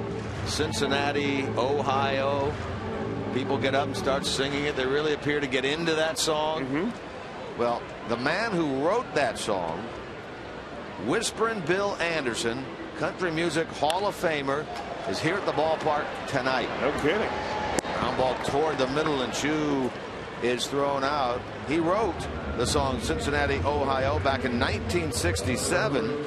Recorded by Connie Smith, reached number 4 on the Hot Country chart that year. No number kidding. 4. I did not know that. In fact, I never knew that that song came from back in the 60s, but it's a song that is quickly becoming a favorite here at the ballpark.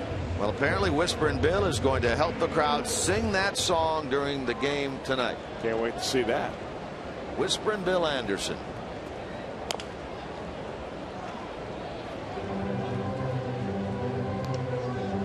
Well, you come up with some of the juiciest tidbits. That's a juicy and one. Little nuggets just to talk about. You throw them out there here and there, and hopefully we'll have a little video of that and be able to show the fans at home the tease that you were leading to. Got to see Whisperin' Bill. You're not a big country guy, though, are you? Well, not back in the 60s, I wasn't. Well, yeah. I mean, I wasn't either, but I've heard of all these guys. Whisperin' Bill. Have you heard of Whisperin' Bill? Yes, I have heard of him. No Show Jones, you know, the late George Jones. Glenn Campbell. Well, I've heard of George Jones and Glenn Campbell. Hank Williams. Well, come on Not now. Junior, but Hank Sure. Williams.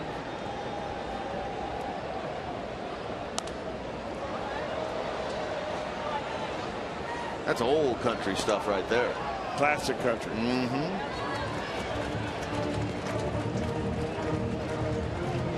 Hank Snow. You ever heard of Hank Snow? I've not heard of Hank Snow. He's an old country singer. Merle Haggard. You've heard of him? We're pretty much going through your iPod, aren't we? I don't know if I had one. Buck Owens, Roy Clark. Oh, sure. Remember them from Hee Haw?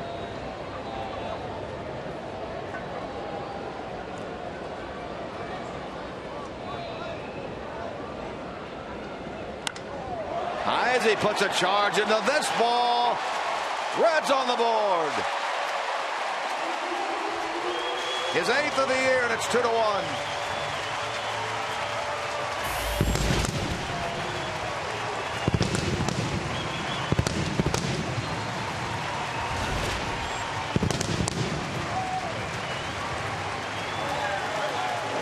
Now, Jay Bruce getting the night off. Chris Heisey takes over right field, and a kind of a prolonged at bat. That's a changeup that Maldonado wanted, but he didn't want it up around the letters. And Heisey said, "Thank you very much." And a long home run to left center field. Boy, Heisey really nailed it. Third home run for Heisey in his last 16 ABs. And as I said, his 8th of the year. He really hit Willie Peralta pretty well in this game. 2 for 3. Now 4 for 6 lifetime against Peralta.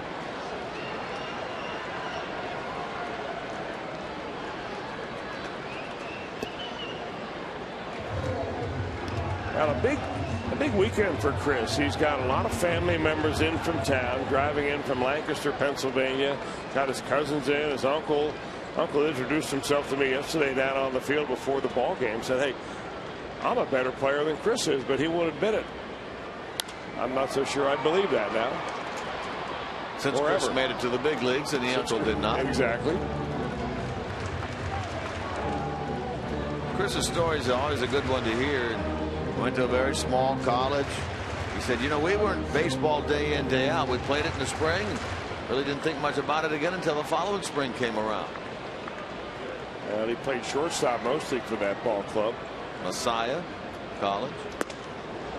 But we didn't play baseball year-round or think about it or lift weights and have an off-season program and all that. It was just we played baseball when it was baseball season. Kind of the old-fashioned way.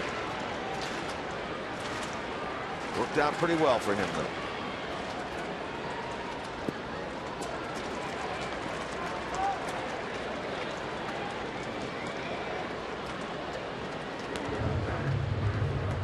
Peralta on the verge now of his 100th pitch.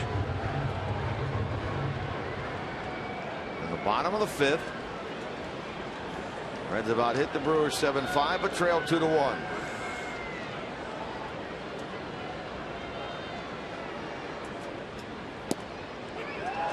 Votto rung up. He was headed to first base. Alfonso Marquez said that is strike 3, and Votto a strikeout victim.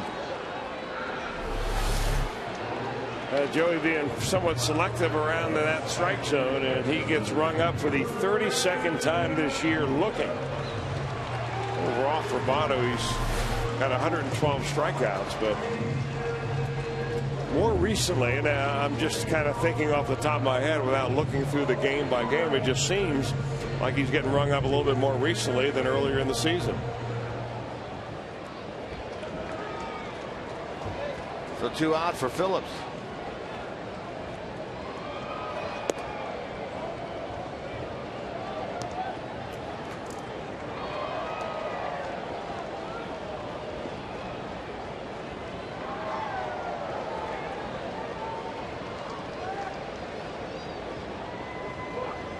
Brandon has a hit and he struck out tonight, 1 for 2.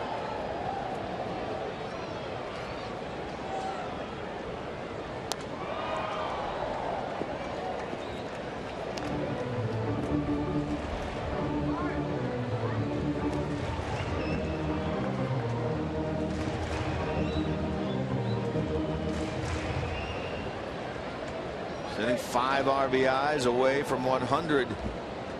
The Reds' second baseman, second in the league.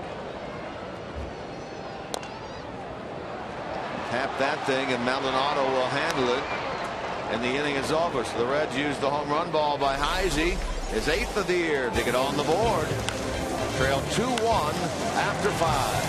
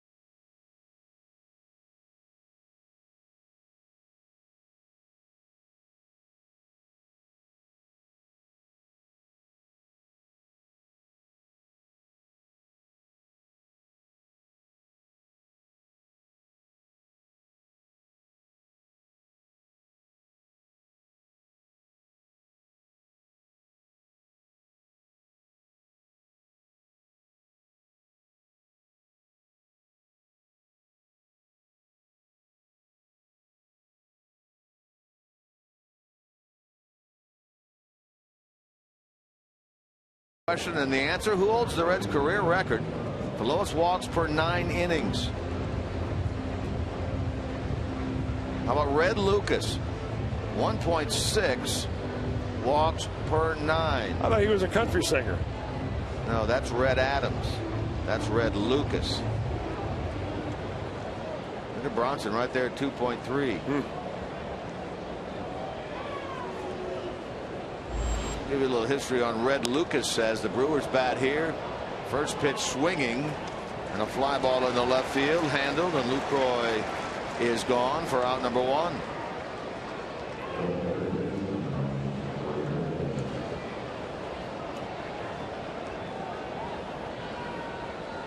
Red Lucas made his big league debut as a 20-year-old way back in 1923. He pitched for the New York Giants. He pitched for the Reds a long time, and then the Pirates. Wide throw, but out at first base. What a play by Votto and Arroyo together on that one. Bronson Arroyo shows a little bit of his old shortstop defense. He played in high school, and he was the main shortstop when he didn't pitch. He comes way off to his right, fields, fires sidearm, and of course right on the money. Some sort of play indeed right there. Wow. And a nice adjustment by Votto to come off the base, catch the ball, and make the tag. For 2 pitches, 2 out here in the 6th inning. Batter Carlos Gomez.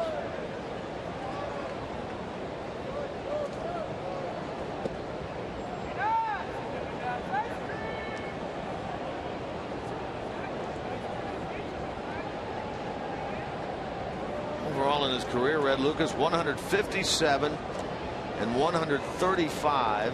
Spent 8 years with the Reds, going 109 and 99. Pitched for the Reds from 26 to 33. He holds the Reds career record. Lowest walks per 9 innings. Maybe not a familiar household name. Where was Red from? Red was from Columbia, Tennessee. Oh, he may have been a country singer back in his hometown. There's no doubt that he was involved in the country music scene, I would guess.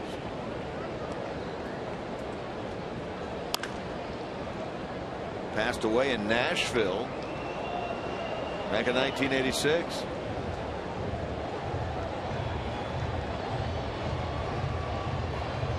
Not only was he a great pitcher, he was a great pinch hitter.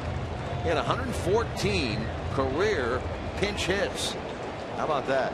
Red Lucas. On strikes goes Gomez. Third perfect inning of the night for Arroyo, and easily his most impressive.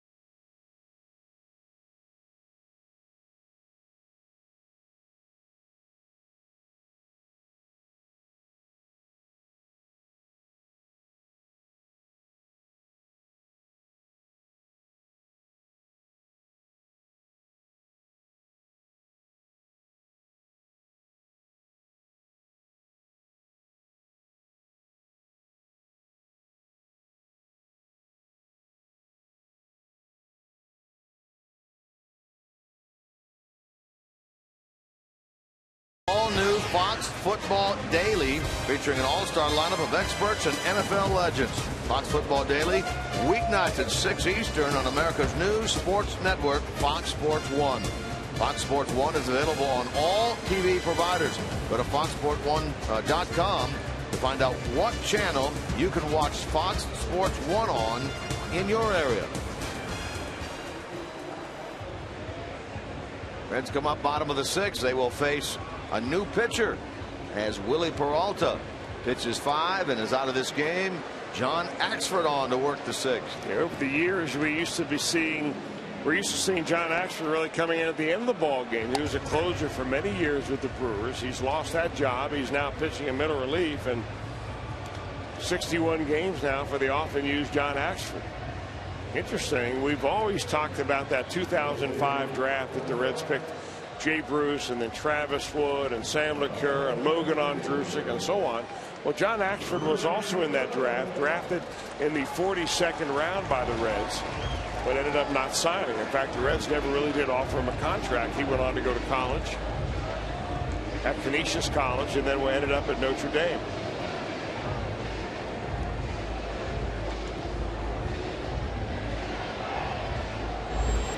He appeared a career high 75 times last year. This is 61 this year, so he would figure to set a new career high games appeared this year. Ludwig leads it off. Reds down 2-1. Ludwig, Hanahan, and Cozart. Red saw Axford once in that series up there. That was on the 16th when one inning allowed no runs, one hit. Ludwig hammers this ball left field. Does he have enough? He does. His first home run of the year ties this game in the bottom of the 6th. 2-2.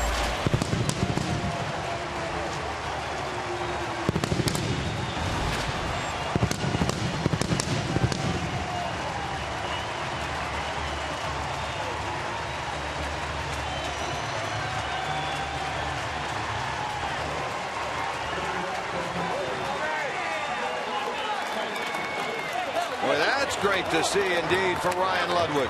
He's got to feel so good about that. I'm sure that there were many hours during his rehab in the training room, in the weight room, up at Beacon doing all of his rehab work, using the rubber bands, and wondered if he was ever going to hit another home run, especially this year.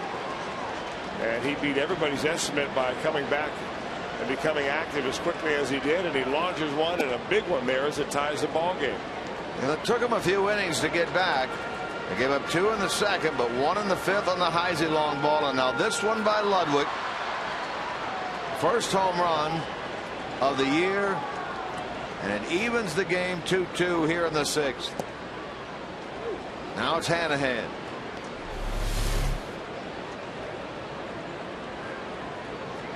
Well, he's been very aggressive, Ryan has. And when he comes to the plate, he's not up there going deep into counts. He's just trying to see and hit the first straight thing he sees. He had an opportunity in the first inning to drive a couple of runs in, ended up flying out to left field, but he got a lot of that one to drive it out of here. Speaking of getting a lot of it, Hanahan did that his last time. They doubled to the wall in left center field. It was on that ball that Ludwig was thrown out at the plate. Now Hanahan bats with the bases empty. And a new game. Hit toward the middle. Sliding stop, Jeanette. Not in time to first. Hanahan aboard. The Reds have the go-ahead run on here in the bottom of the 6th with nobody out. Jack Hanahan has come back-to-back at-bats and base hits. We saw Scooter Jeanette make a play like that last night. Boy, he covers a lot of ground going to his right, but Hanahan simply outruns the throw. Good effort, though. So now let's see what the Reds can do about getting Hanahan around and taking their first lead of this game. Spotted the Brewers a couple. Come back to catch them here in the bottom of the 6th. Cozart takes the strike. Twice he's tried Ramirez at third with no luck.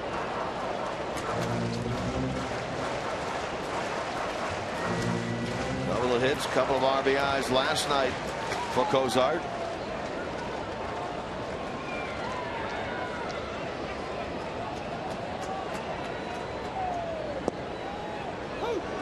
Willie Peralta will not be the winner in this game. He also cannot be the loser. He goes 5, allows a run on 7 hits, a walk and 2 strikeouts, hit a batter, gave up the home run ball to Heisey, threw 103 pitches in 5 innings.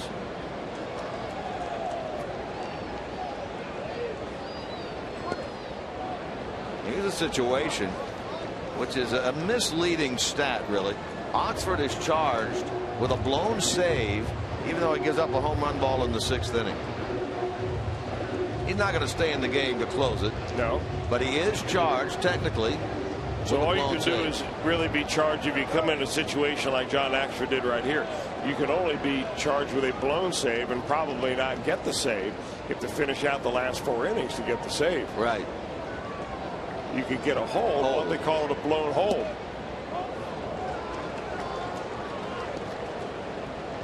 I've never heard of a blown hold.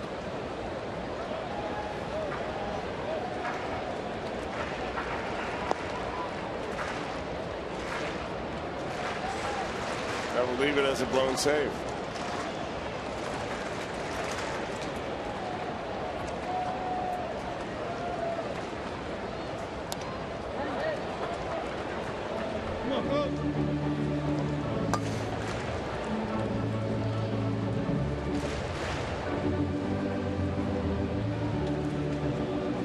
Axford is somewhat of a mystery, really, as to how he has struggled with his raw stuff. If you just look at the radar gun readings, he throws anywhere from 95 to 97. He's got a big over-the-top curveball, and it's got a good break on it. Nice tight spin, but he gets hit. Not too tight on that spin, but normally he's able to finish it.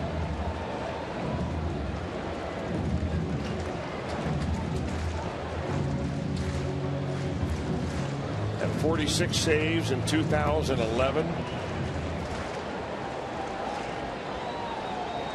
I think that was the year that he came in, and one of the only saves he blew was the one when the Reds got him on opening day with a 3-run home run to beat him. Ramon Hernandez hit an opposite field home run on the very first day of the season. And Axford went off to reel off something like 45 of the next 46 save opportunities and closed them out. Yeah, he blew that save. He blew a save in the middle of April that year. And did not blow another save all summer. Yeah.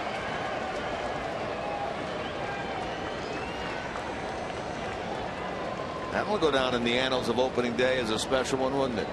That Ramon Hernandez home run. I mean, shockingly improbable, and no one more shocked than John Axford.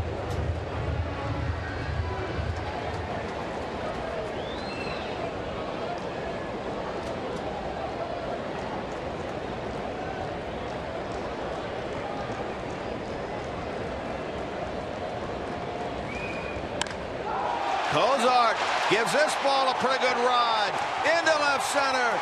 Disappears above the 379 mark. Number 10, 2-run homer. Reds lead.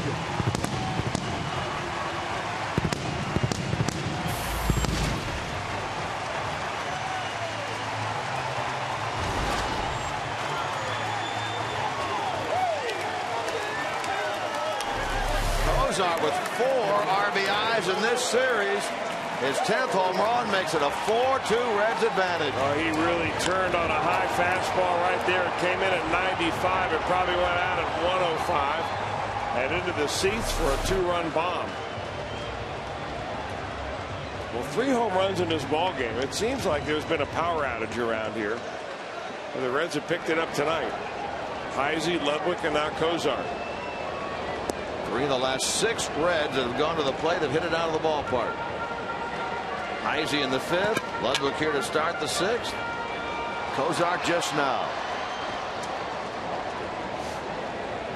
Well, the Reds have been able to knock Axford around, not only tonight, but in his career in this ballpark. He's now allowed 5 home runs here in this stadium, the most he's given up in any visiting ballpark. In fact, he hasn't given up more than 1 in any visiting ballpark other than here. Short hop. This one staying in front of that ball was Segura. A nice pick on the receiving end by Lucroy. The first out of the bottom of the 6th.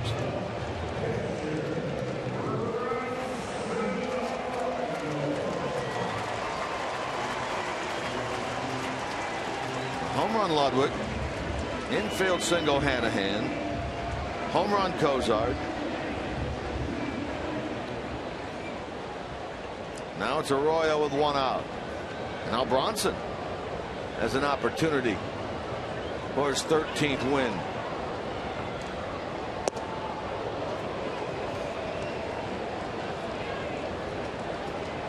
You know, one other thought about that game that you were talking about with Axford. That's the game you remember when Carlos Gomez and Ricky Weeks went deep as the first 2 batters of that game against Edinson Volquez.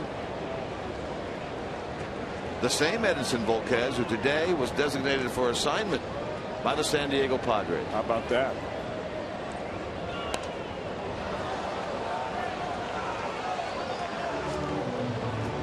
Former All-Star.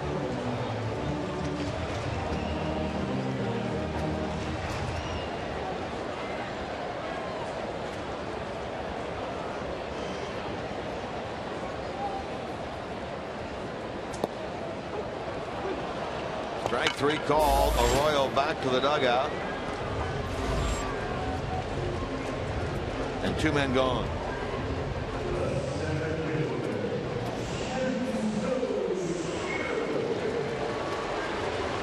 So here's Chu with 2 out.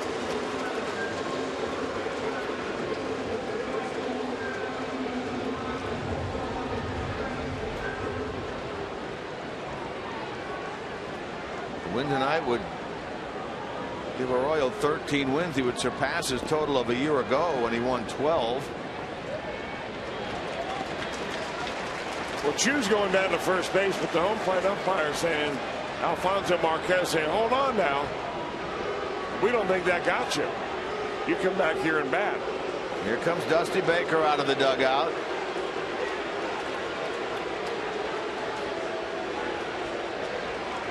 Dusty's going to play bat boy and bring the bat back as well.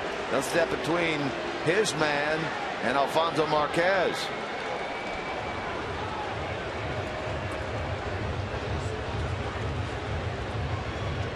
They're going to appeal to anyone. They'd appeal to the third base umpire, I would think.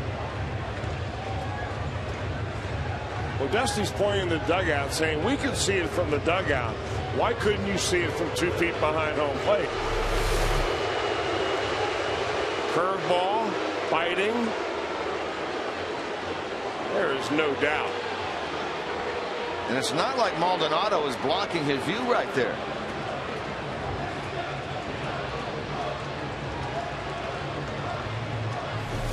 Well, that would have tied the franchise record of being hit by pitch in a season held by Jason LaRue. Dusty needs to go out and throw a base. Ask for a review.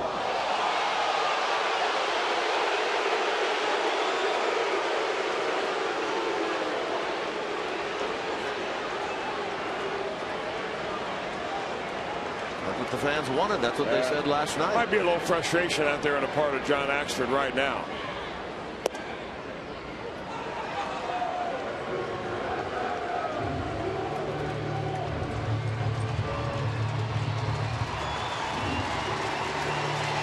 Chu was a little frustrated in that Arizona series when he thought that I think it was Patrick Corbin came a little too up and in on him. Actually, I don't believe it was Corbin now that I think about it. Might have been Trevor Cahill.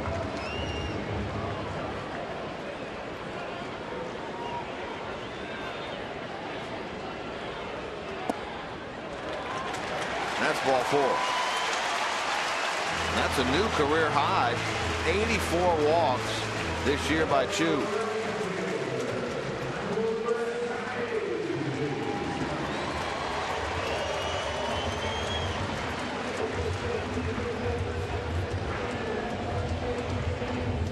Here now is Heisey.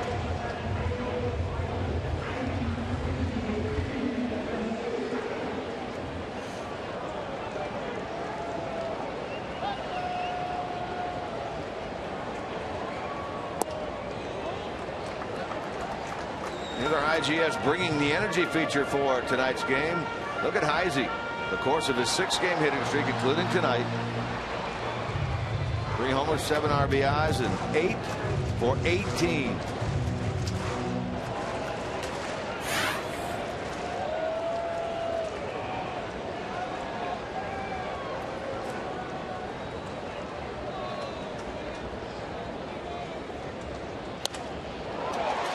Toward the middle. Jeanette will get it and step on the base to retire the side. But 2 long balls in this inning by the Reds. Ludwig, his first of the year. 2 batters later, Zach Cozart with a runner aboard. His 10, and the Reds now lead 4-2 through 6.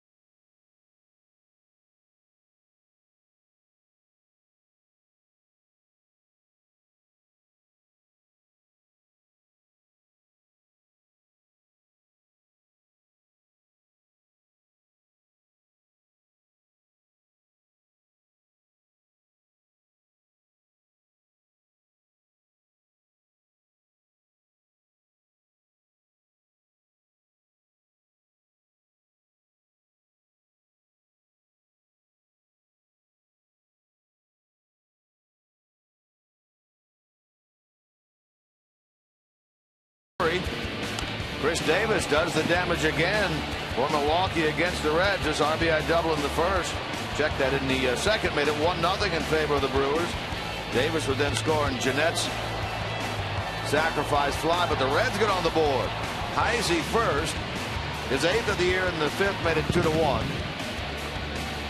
First of the year for the returning Ryan Ludwig. And this is 11th game, tied the game at 2. And then Cozart with Hanahan aboard. His first hit of the night, his 10th home run of the year. A 3 spot in the bottom of the 6th, and a 4-2 Reds lead through 6. That's tonight's Honda game summary. Bronson Arroyo back to work now in the 7th. 73 pitches through 6 for Bronson Arroyo, and the aforementioned Davis leads it off.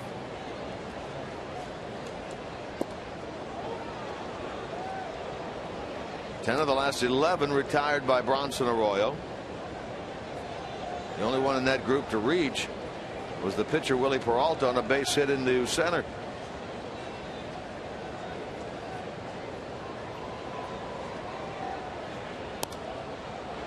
Big cut by Davis and a pop-up. Votto handles it for out number 1. And the Columbus Crew in Utah tonight for the showdown with Real Salt Lake. Join Dwight Burgess and Chris Dorn immediately following Reds Live for all the action on your home of the Columbus Crew, Fox Sports Ohio. Nice visit from your old friend, the longtime bullpen coach and pitching coach of the Reds, Tom Hume, up here in the booth. Chris? Former All-Star for the Reds. He was a closer for quite a long time. Tom Hume, great TV broadcaster for a little bit. He worked alongside Johnny Bench. He's a color guy.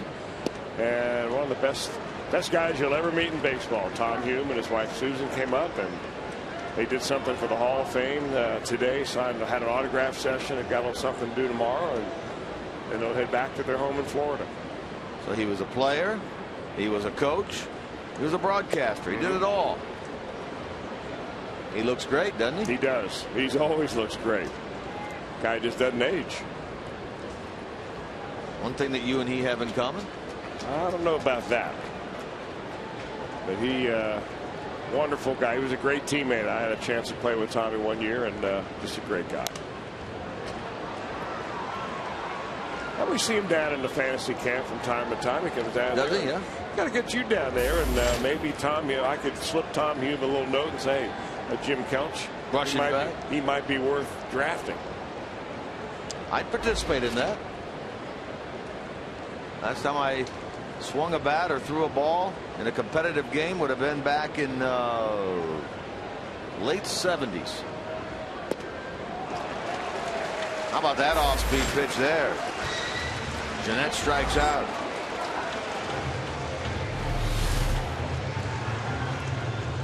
That little breaking ball, you see where they're trying to throw him. They're just trying to get him on the outer part of the plate. They do not want Scooter Jeanette to pull the ball. And he just looked awful on that particular bat.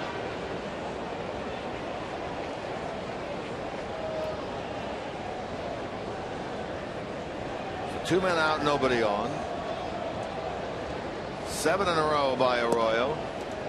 Now he gets Martin Maldonado. Juan Francisco slowly emerges from the Brewers dugout into the on-deck circle. He would hit for Axford. Milwaukee does have action in their bullpen. That is the lefty, their only lefty, Michael Gonzalez. Pittsburgh game is underway at San Francisco. The Giants have gotten a run in the first against Francisco Liriano. They lead 1-0.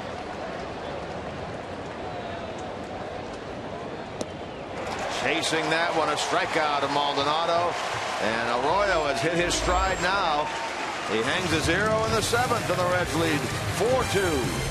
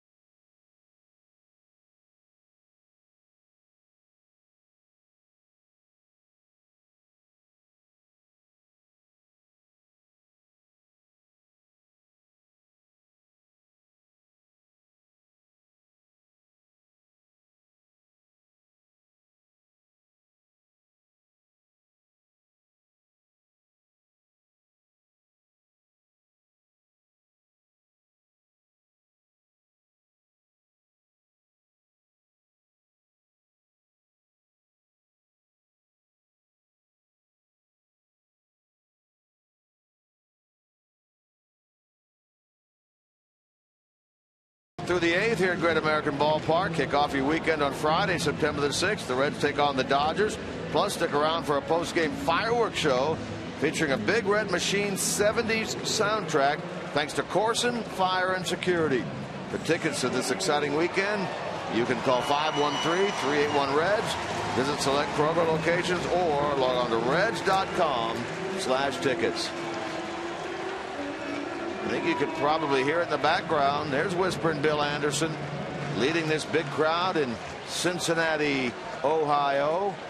He actually accompanied Dusty Baker to exchange lineup cards with the umpires before the ball game, wearing Anderson number 10 on his jersey. And probably happy that his song is getting a little play. No doubt about it. You got online and downloaded it? You're asking if I did? Yeah. No, I did not. I got a note from a friend of mine down in Tennessee who's a big country music fan, who says that Whispering Bill Anderson was the host of a TV show that basically gave Dolly Parton her start in country music. Dolly Parton? Yeah. Yeah. So we thank Lynn Bracey for that heads up. Thank you, Lynn. Lynn Bracey's a fantasy camp guy and oh, yeah? country music. I'm wondering if there's a song out there by Whispering Bill that he's not just a songwriter, he's a performer. If there's a song out there by Whispering Bill that you may recognize.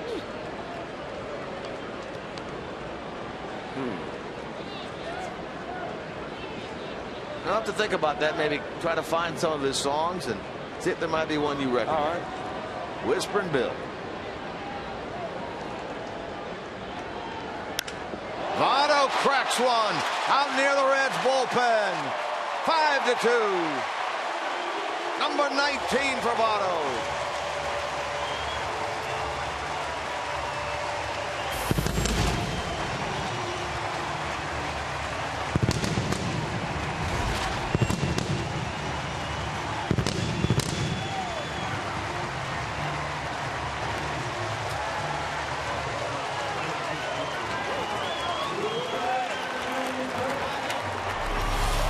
Well, it's an emotional ball game, isn't it?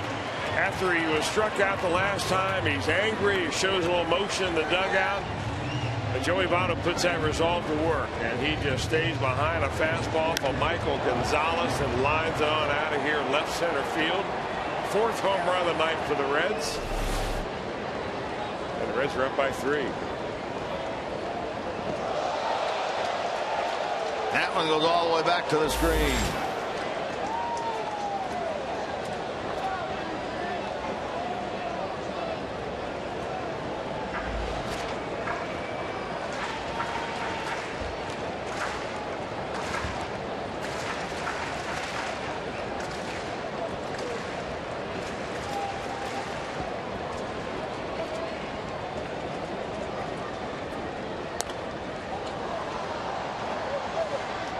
All right, Chris. Have you ever heard of the Bill Anderson song, "The Tip of My Fingers"? Why don't you sing a couple of bars for me, and I'll let you know. I'm unable to do that. You ever heard of that one?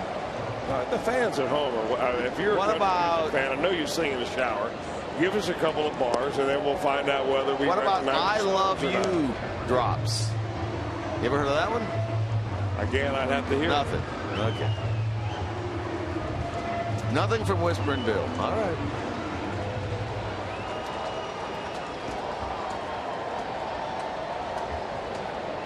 Three-run lead now for the Reds. Boy, the home run ball has been huge tonight. Phillips will slice this ball out into right. Reds get 1 run, 7 hits in 5 innings against Willie Peralta. They've now scored 4 runs and picked up 5 hits in an inning plus against their bullpen.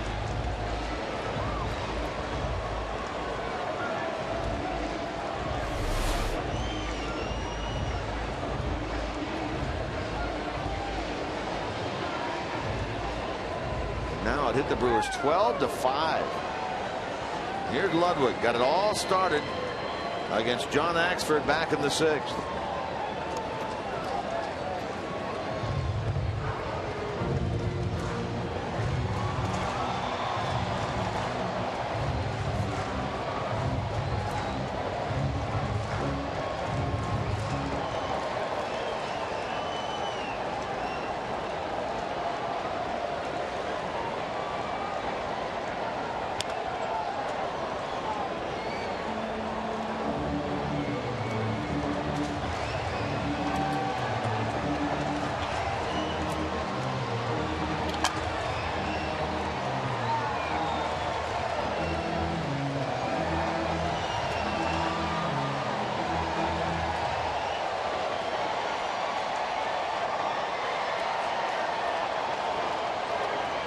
Ludwig tonight, 2 out of 3. 3 multi-hit games this year, all against the Brewers.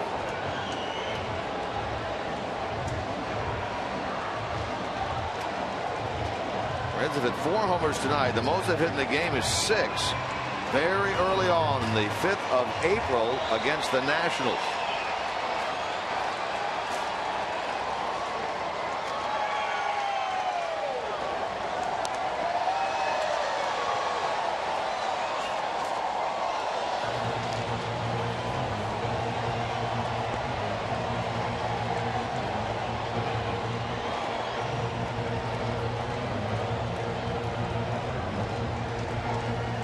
Most recent, of course, by Votto is 19.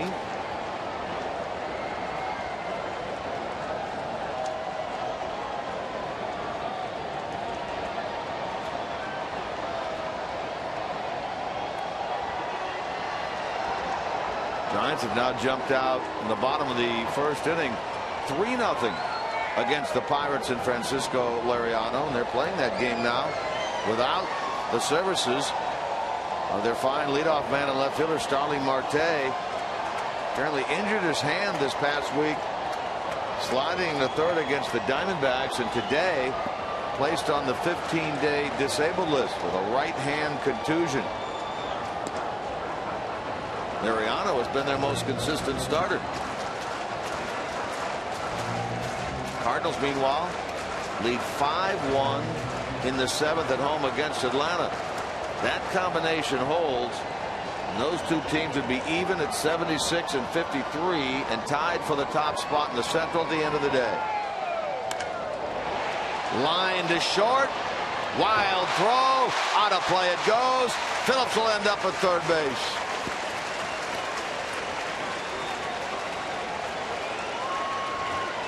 A line out to Segura. A throwing error by the shortstop. Phillips 90 feet away with 1 out. Well, you might say that Ryan Ludwig hit this ball harder than he hit the home run ball. I mean, that is a sizzler right there. He hit it right on the button. Segura had a pretty good idea. In fact, they may have been able to even get Phillips with a good throw, but it had more speed than location. So the Brewers will leave their infield in. Hanahan will bat. Ludwig probably as encouraged tonight as he's been since he came back. The way he's hit the ball. I don't think there's any doubt about that.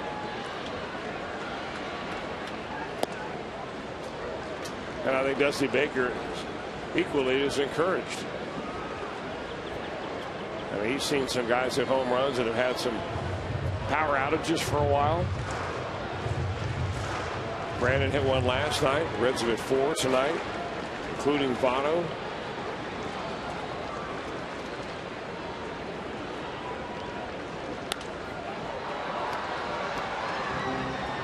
Nice to see Jack Hanahan contributing tonight. 2 for 3, a double, a single, a run scored. One time he was retired, he hit the ball hard, but right at Chris Davis in left.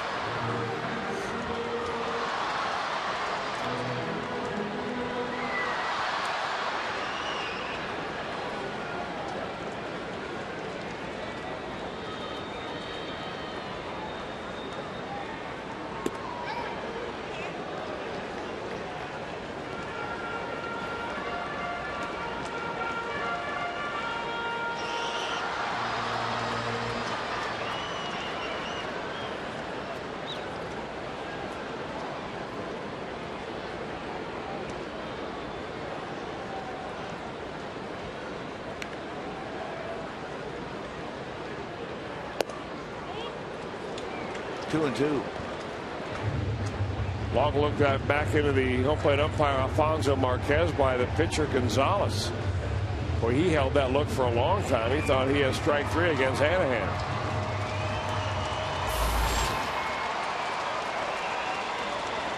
Crowd a little happier now, aren't they? Sure are. A little bit livelier, a little more energy. They had the wave going around here at the beginning of this inning. Hanahan, a strikeout victim for the second out of the inning. Remember, you can get ready for Reds action 30 minutes before every game with Reds Live right here on Fox Sports Ohio. Fox Sports Ohio, your exclusive home of Reds baseball. Chance to see Reds live pregame again tomorrow. It's presented by Ray St. Clair Roofing, beginning at 12:30 with Jim Day and Jeff Pecoro. Game tomorrow at 1:10. Ron Renicky, the manager of the Brewers, out of the dugout. They have action out there. Burke Badenhop has been throwing, and he will be the new pitcher into this game, the fourth by the Milwaukee Brewers. This is our Skyline Chili call to the bullpen. Badenhop enters for Milwaukee.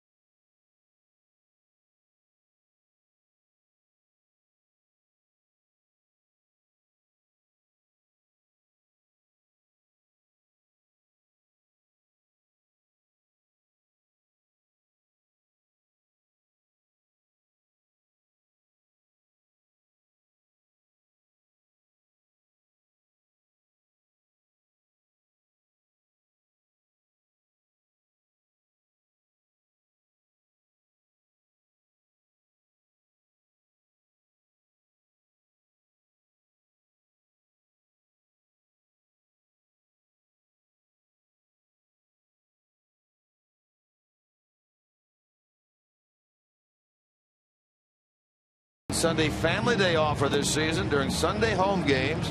When one member of the family purchases a full price ticket, they'll get the option to purchase 3 additional non-premium tickets at half price. For tickets, you can call 513-381-REDS. You can visit select Kroger locations, or you can go to reds.com/tickets. Reminder, you must purchase these tickets in advance of game day. The pitcher on, Burke Badenhop. 30-year-old right-hander, born in Atlanta, raised in Perrysburg, Ohio. That's up in the northeast corner of the state, went to Bowling Green State University. You know, you mentioned Perrysburg, and I was going to wait and save this for tomorrow, but because Badenhop is in, okay, and you mentioned Perrysburg, I'm going to mention my good friend Jim Weber.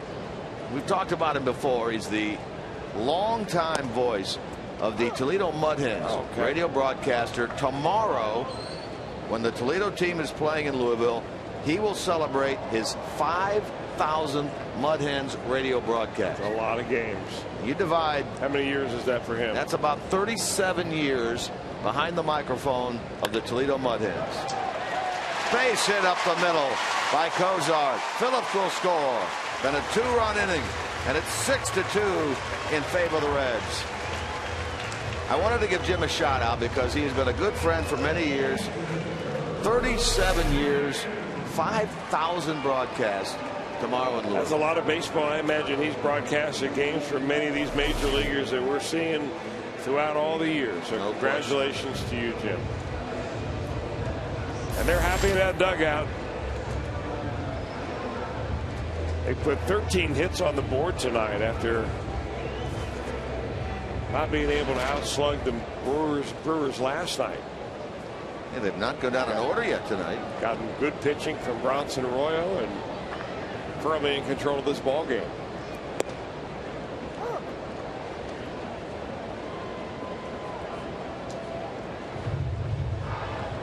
Hannigan is 1 for 2, but hit by a pitch.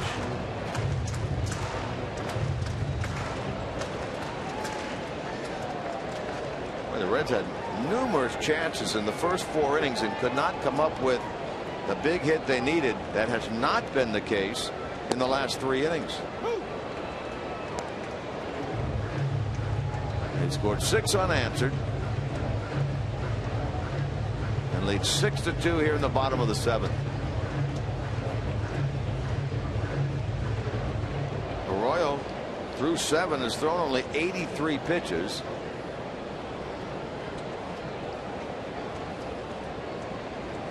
Gunning for his 13th win.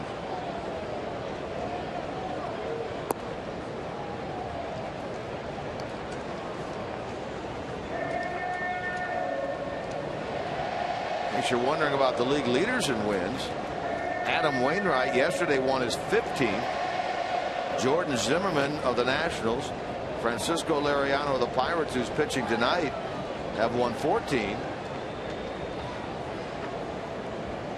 Arroyo could forge a 6-way tie for 3rd to get his 13th tonight and tie Matt Latos for the team lead. Pretty impressive.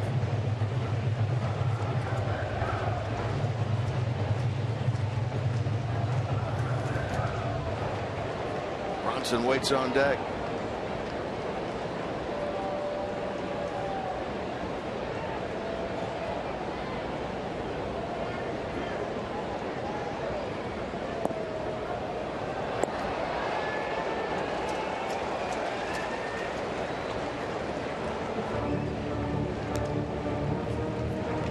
John Axford goes 1 inning, allows 3 runs, 3 hits, a pair of home runs. He's the pitcher of record now for Milwaukee. Michael Gonzalez started this inning, gave up the home run ball to Votto, single to Phillips, line out by Ludwig, struck out Hanahan, left the game. 2 runs, 2 hits, 2/3. Badenhop gives up the base hit by Cozart, and the run batted in. Now facing Hannigan. Bronson Arroyo next.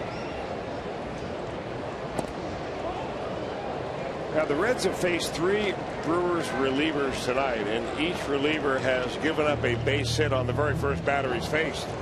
The first 2 are home runs. Axford gave up that home run to Ludwig.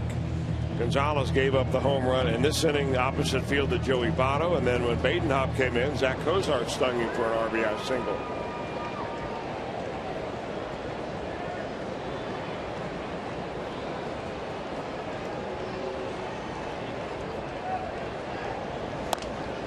Bouncing ball toward the middle, where there's Jeanette again with a nice play to cut it off, with his throw pulled Lucroy off the bag. Hannigan on. That should be a base hit. And in fact, it will be Hannigan's 2nd hit of the night. Well, if Jeanette decides just to try to get the runner at first base, he probably would have made this play a lot easier. But it looked like he ran for a moment thinking maybe I can just beat Zach Cozart to the bag. When he realized that wasn't going to happen, he really had to throw off balance, and he was a great deal behind second base. So things are really falling in favor of the Reds now, too, getting a couple of breaks here and there. Well, this effort tonight by the Milwaukee pen is atypical of the way things have gone by and large most of the year for them. Came into this series one of the top bullpens in the National League with an ERA of under 3.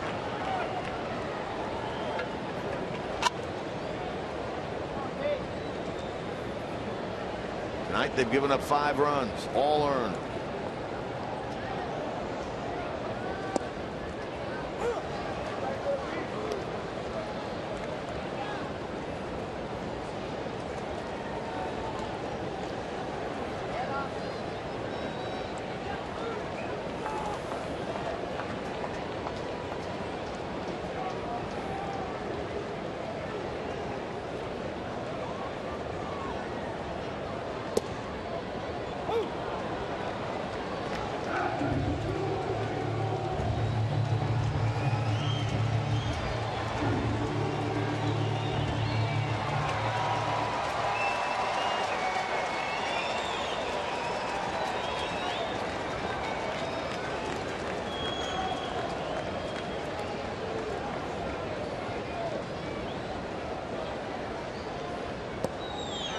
Two and two. You know, from the perspective of our center field camera, Bronson Arroyo is so close to the plate, and he kind of leans over with his upper body.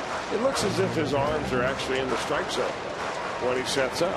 Now, that might be only because we're a little bit off center with our camera.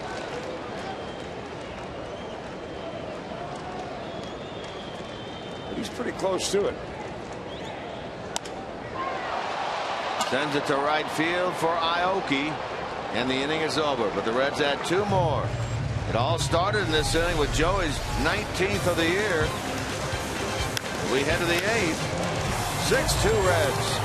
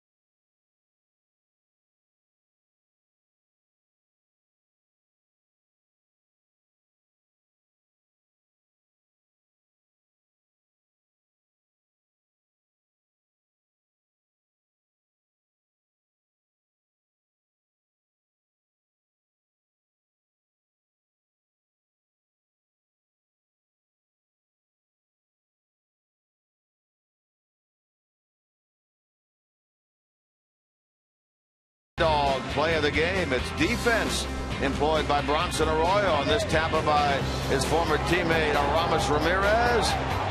Look at that hustle and flip. Nice play by Votto on the receiving end. And an out recorded at first on John Morel hot dog play of the game.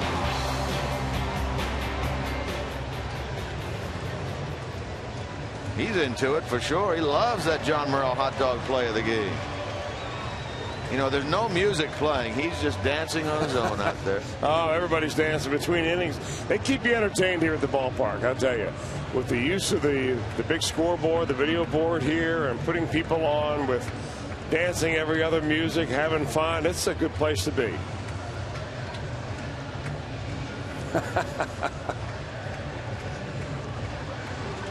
He's going to hate for the inning to start again. He's got to stop. I think the Brewers probably will too. Where the Bronson Arroyo's been pitching, it's really amazing how Arroyo is just kind of cruising right along. He's given up 5 hits through the first 7 innings, a couple of runs, has not walked a batter. We talked about that earlier. He has struck out 6 tonight. And really, we showed you at the very beginning of the ball game about how hard Willie Peralta throws. Well, Axford came in throwing actually harder than Peralta. He touched 97 on the radar gun. And here's Arroyo, has not yet to break the 90-mile-an-hour barrier, and he's working on his 13th win of the year. We'll get the pinch hitter here, Caleb Gindel, to bat for Badenhop. So the Brewers will employ another pitcher come the next inning.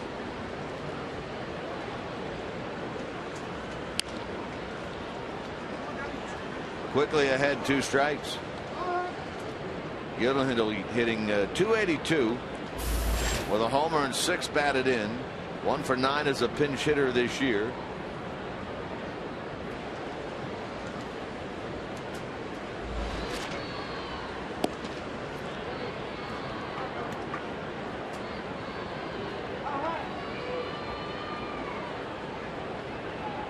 Gindel, a 24-year-old native of Pensacola, Florida.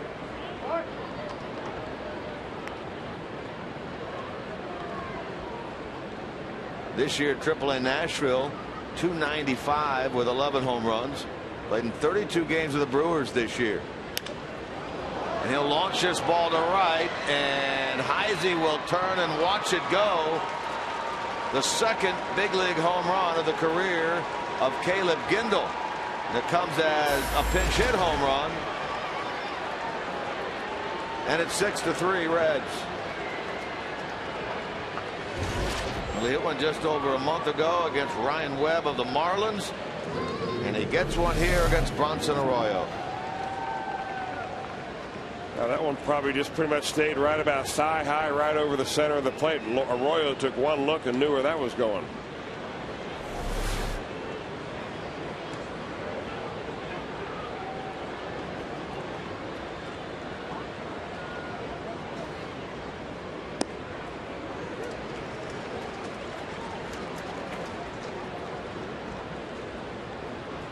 First home run that Gindel hit was a walk-off winner in the bottom of the 13th inning against the Marlins back on the 21st of July. And now a slap single in the left by Aoki. So the tying run now will be on deck for Milwaukee. So after retiring 8 in a row, 13 of the last 14, that long stretch in the dugout may be the undoing of Bronson Arroyo. Here comes Dusty Baker. Reds are going to make a pitching change. J.J. Hoover has been throwing. Dusty will take the ball from Bronson, who gets a big crowd. A big hand, I should say, from a big crowd. 33,000 plus as he exits the field.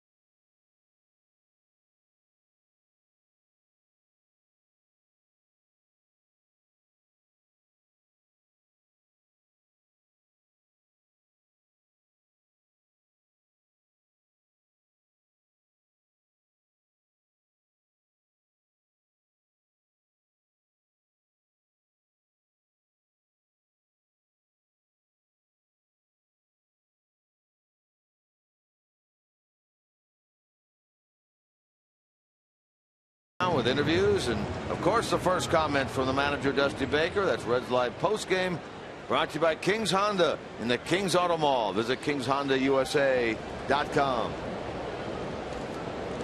Bronson Arroyo, 7 innings plus, 7 hits, 3 runs thus far. The runner on his.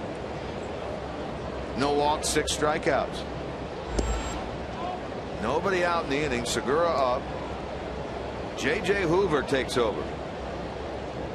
J.J. is going to be the setup guy in the absence of Jonathan Broxton when he's capable. Sam McCure will also be moved in there a little bit. But I think Hoover's going to get the first crack at it.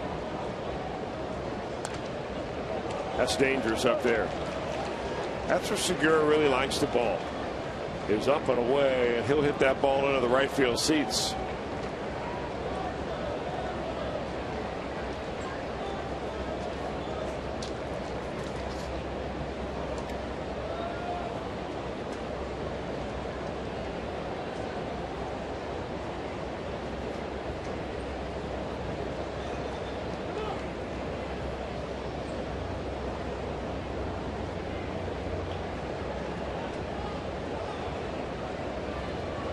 J.J. Hoover had worked 3 consecutive days. He worked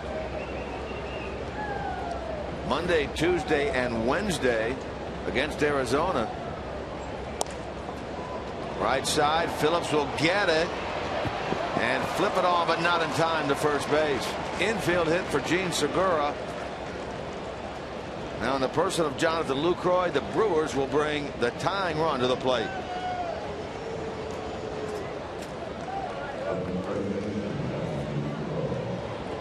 Home run, hit by Milwaukee.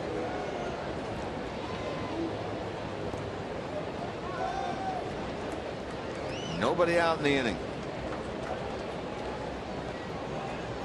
Hoover's had a couple of days off.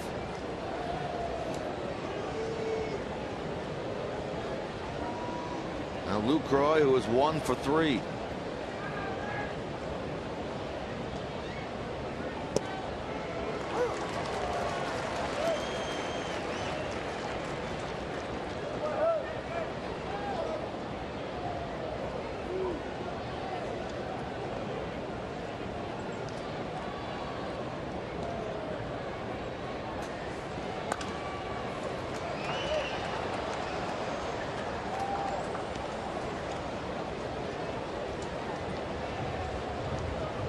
Mentioned the big crowd tonight, 33,430.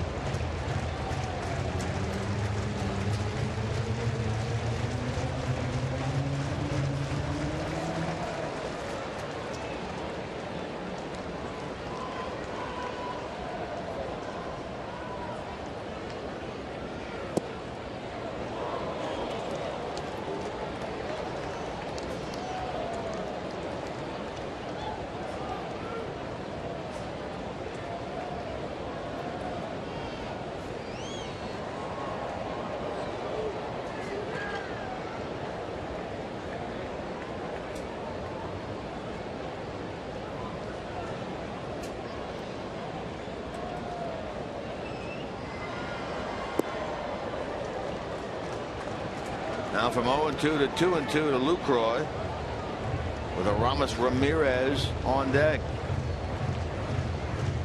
Reds trailed 2-0. Scored 6 unanswered, took a 6-2 lead. Brewers get a pinch hit home run by Gindel here in the 8th. There's a tying run and Lucroy at the plate.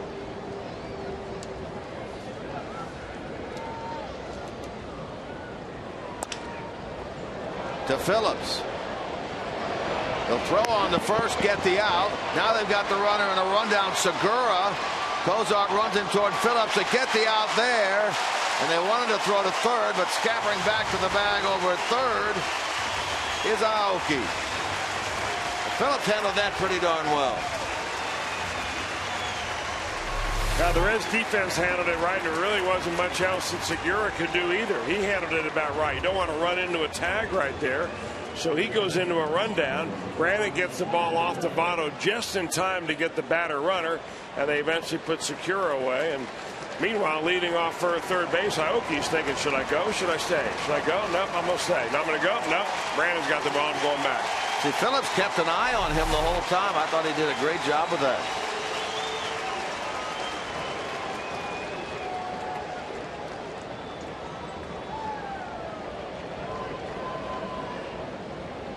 Now Ramirez.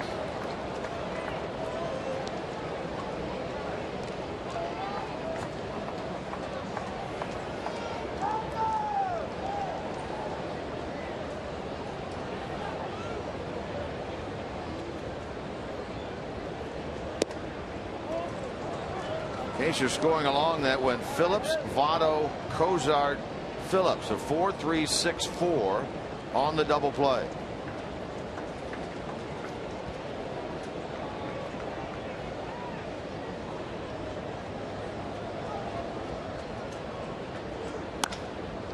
To Cozart. Inning over. Nice job. Boy, oh boy. J.J. Hoover comes in, slams the door in the 8th. Brewers settle for 1.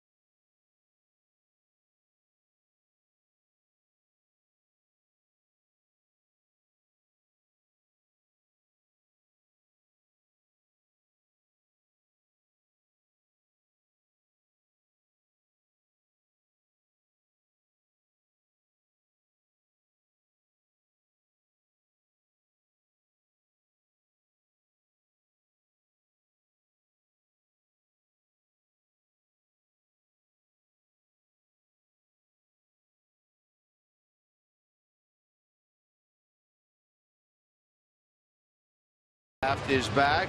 Tune in live to foxsports.com/fantasy draft on Thursday to see who the Ohio girls select. Hosted by Patrick O'Neill and fantasy expert Ryan Fowler. The draft kicks off at 9 p.m. Eastern, streaming live on foxsports.com/fantasy draft. And our Ohio girls do have the #1 overall pick. Bronson Arroyo goes 7, 3 runs, 7 hits. Now Tyler Thornburg is the new pitcher for the Brewers. Yeah, they had a cup of coffee with the Brewers last year. At 24 years old now, came out of Charleston Southern University.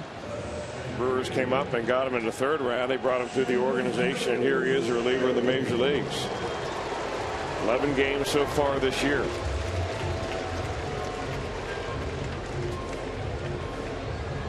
Look at the top of the Reds order, meaning Chu, Heisey, and Votto.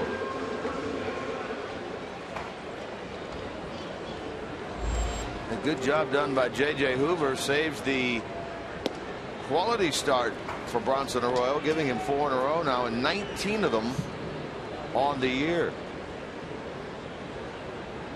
Hoover an inning, a hit, and zeros.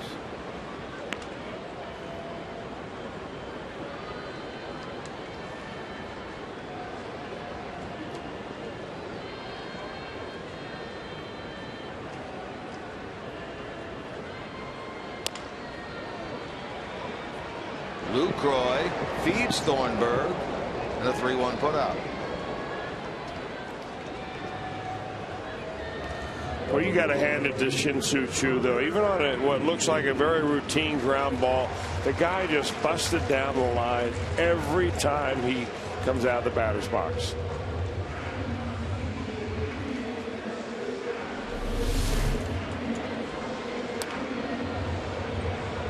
He just puts his head down and runs. That's the way you play the game.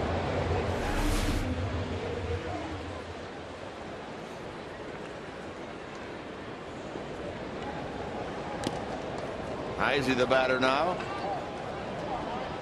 He gives us our Nissan drive of the game. It occurred back in the 5th inning. Got the Reds on the board. Outer River there against Willie Peralta. 8th of the year for Heisey. Made it 2-1 Brewers at the time. Our Nissan drive of the game. Mentioned the Reds crowd tonight, 33,430. Puts the Reds now right on the cusp of 2 million. They are less than 13,000 away from hitting the 2 million mark in attendance on the 64th date at home, which will be tomorrow. The fewest dates to reach 2 million in Great American Ballpark history.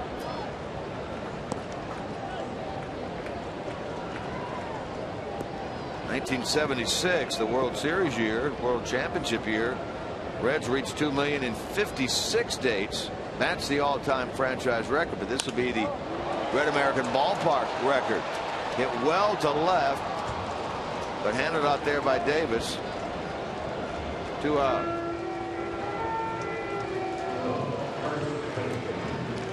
Got to figure tomorrow there'll be another 35,000 to 40,000 here at the ballpark.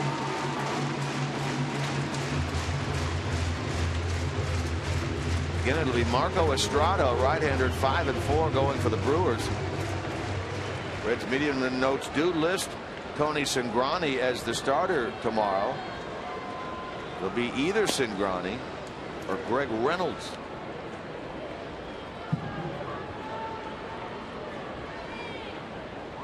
Reynolds made that 1 start for the Reds earlier this year at San Francisco.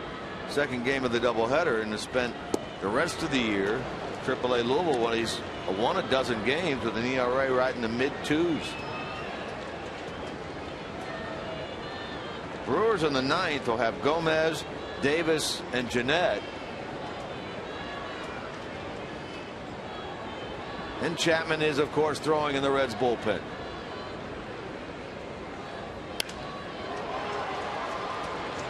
Gomez there. Reds go in order for the first time in this game. It sets the stage for the 9th. Going in, Reds 6, Brewers 3.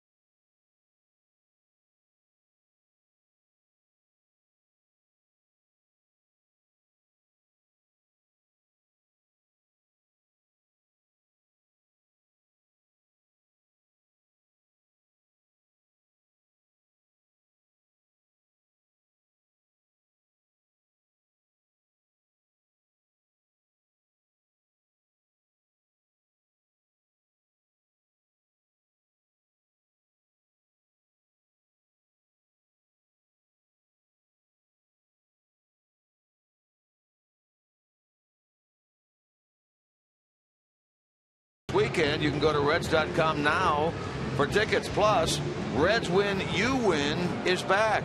With each Reds win, fans get $4 off field box seats for the St. Louis Reds series coming up September the 2nd through the 5th. Offer subject to availability. And the Reds have already won 3 times this homestand. That's $12 off so far. Get your tickets today. Pack the park as the Cardinals and the Reds get together September 2nd through the 5th here at Great American Ballpark. Aroldis Chapman. Chris Welsh is on to try to save this thing. Well, he had 38 saves last year, Chapman did, and he's closing in on that number again this year. He has 32 under his belt. He's got a 3-run lead to secure and 3 outs to get. So an easy, rather easy type of save anyway for Chapman, who's now been in 58 ball games for the Reds.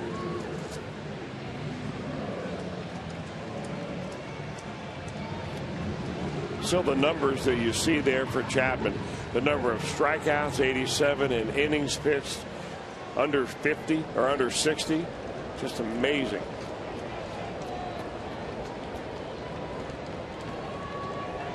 Chapman 2 for 3 in save opportunities against the Brewers this year, with of course the one blown. That series last weekend when Jonathan Lucroy hit the walk-off winner. Gomez 1 for 3 as he leads it off. 0 for 7 with 6 strikeouts against Chapman. And he quickly finds himself in the hole here, 2 strikes.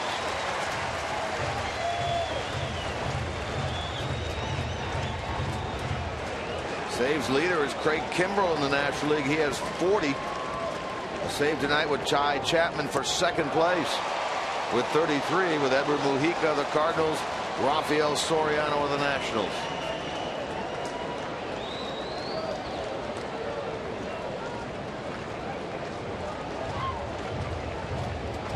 Cardinals leading 6-2 in the 9th inning at home against Atlanta. Pirates trailing 4-0 at San Francisco in the 4th inning.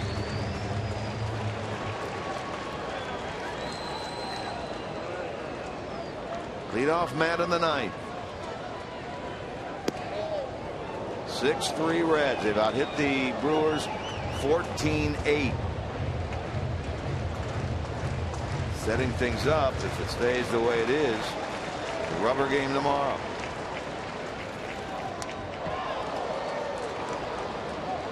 That one hit triple digits.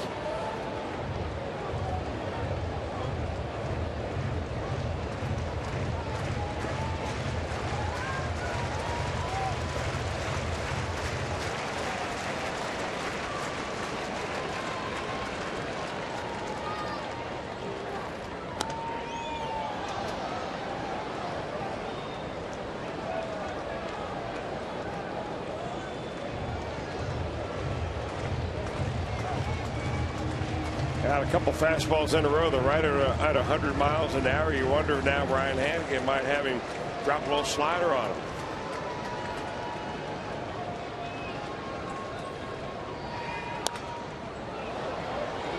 Staying with the heat and upping it a couple of notches.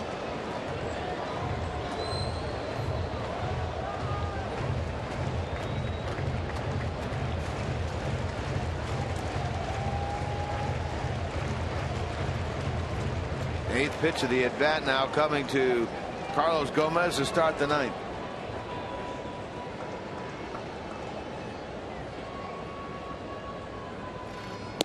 Got him. 7th time in 8 tries that Gomez has struck out against Chapman. And I imagine that 6 of those have probably come on high heat right there. You can see him just swinging underneath and late on that 102-mile-an-hour fastball. Man, now we got a pretty good matchup. Davis, we talked about his bat speed. He's hit some home runs. He's killed the Reds. We'll see if Chapman just going to go out there and challenge him. Fastball hitter, fastball thrower. Never faced Chapman before, Chris Davis. Tonight an RBI double in the 2nd. There's a 10-game hitting streak. 1 for 3 in this game.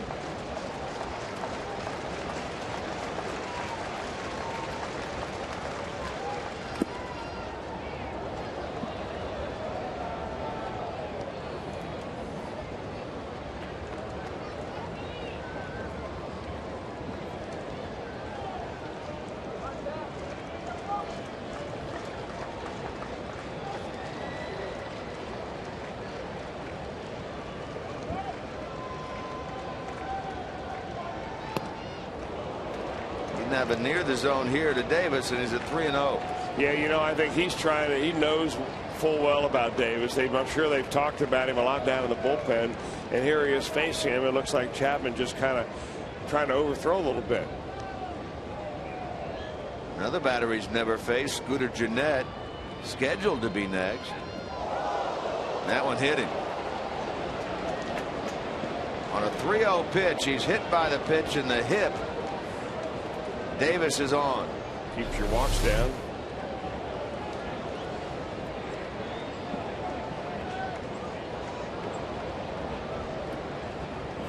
Now Yuniesky Betancourt will bat for Gennett.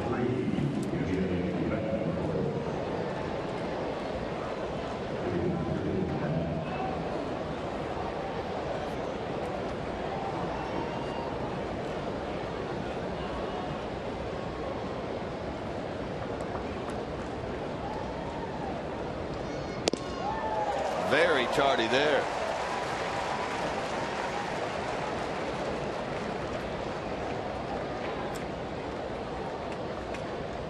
Betancourt had a pinch hit double, part of the 3-run 8th inning last night for Milwaukee. Comes in inning 210 on the year with 13 home runs. And he's late again. 3 for 16 as a pinch hitter. Gomez struck out. Davis hit by a pitch on a 3-0.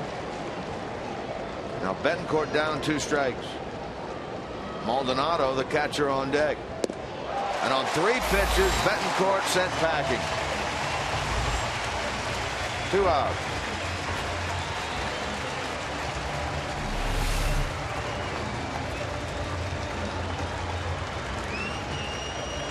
Now the Reds a out away from once again going to 18 games above the 500 mark. Of course, the Brewers in this ball game have seen one of the slowest throwing starters in the league and one of the hardest throwing relievers in the league. Martin Maldonado tonight 0 for 3. Lifetime 0 for 2 with 2 Ks against Chapman.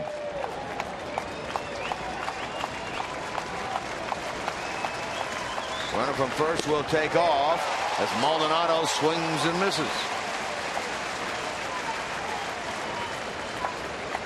Jeff Bianchi is on deck. He would bat for Thornburg.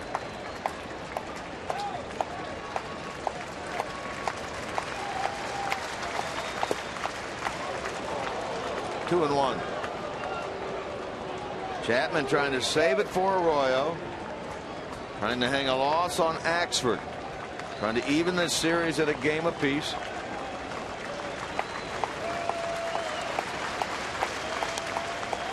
Now he's a strike away from doing just that. 2-2. Crowd on its feet.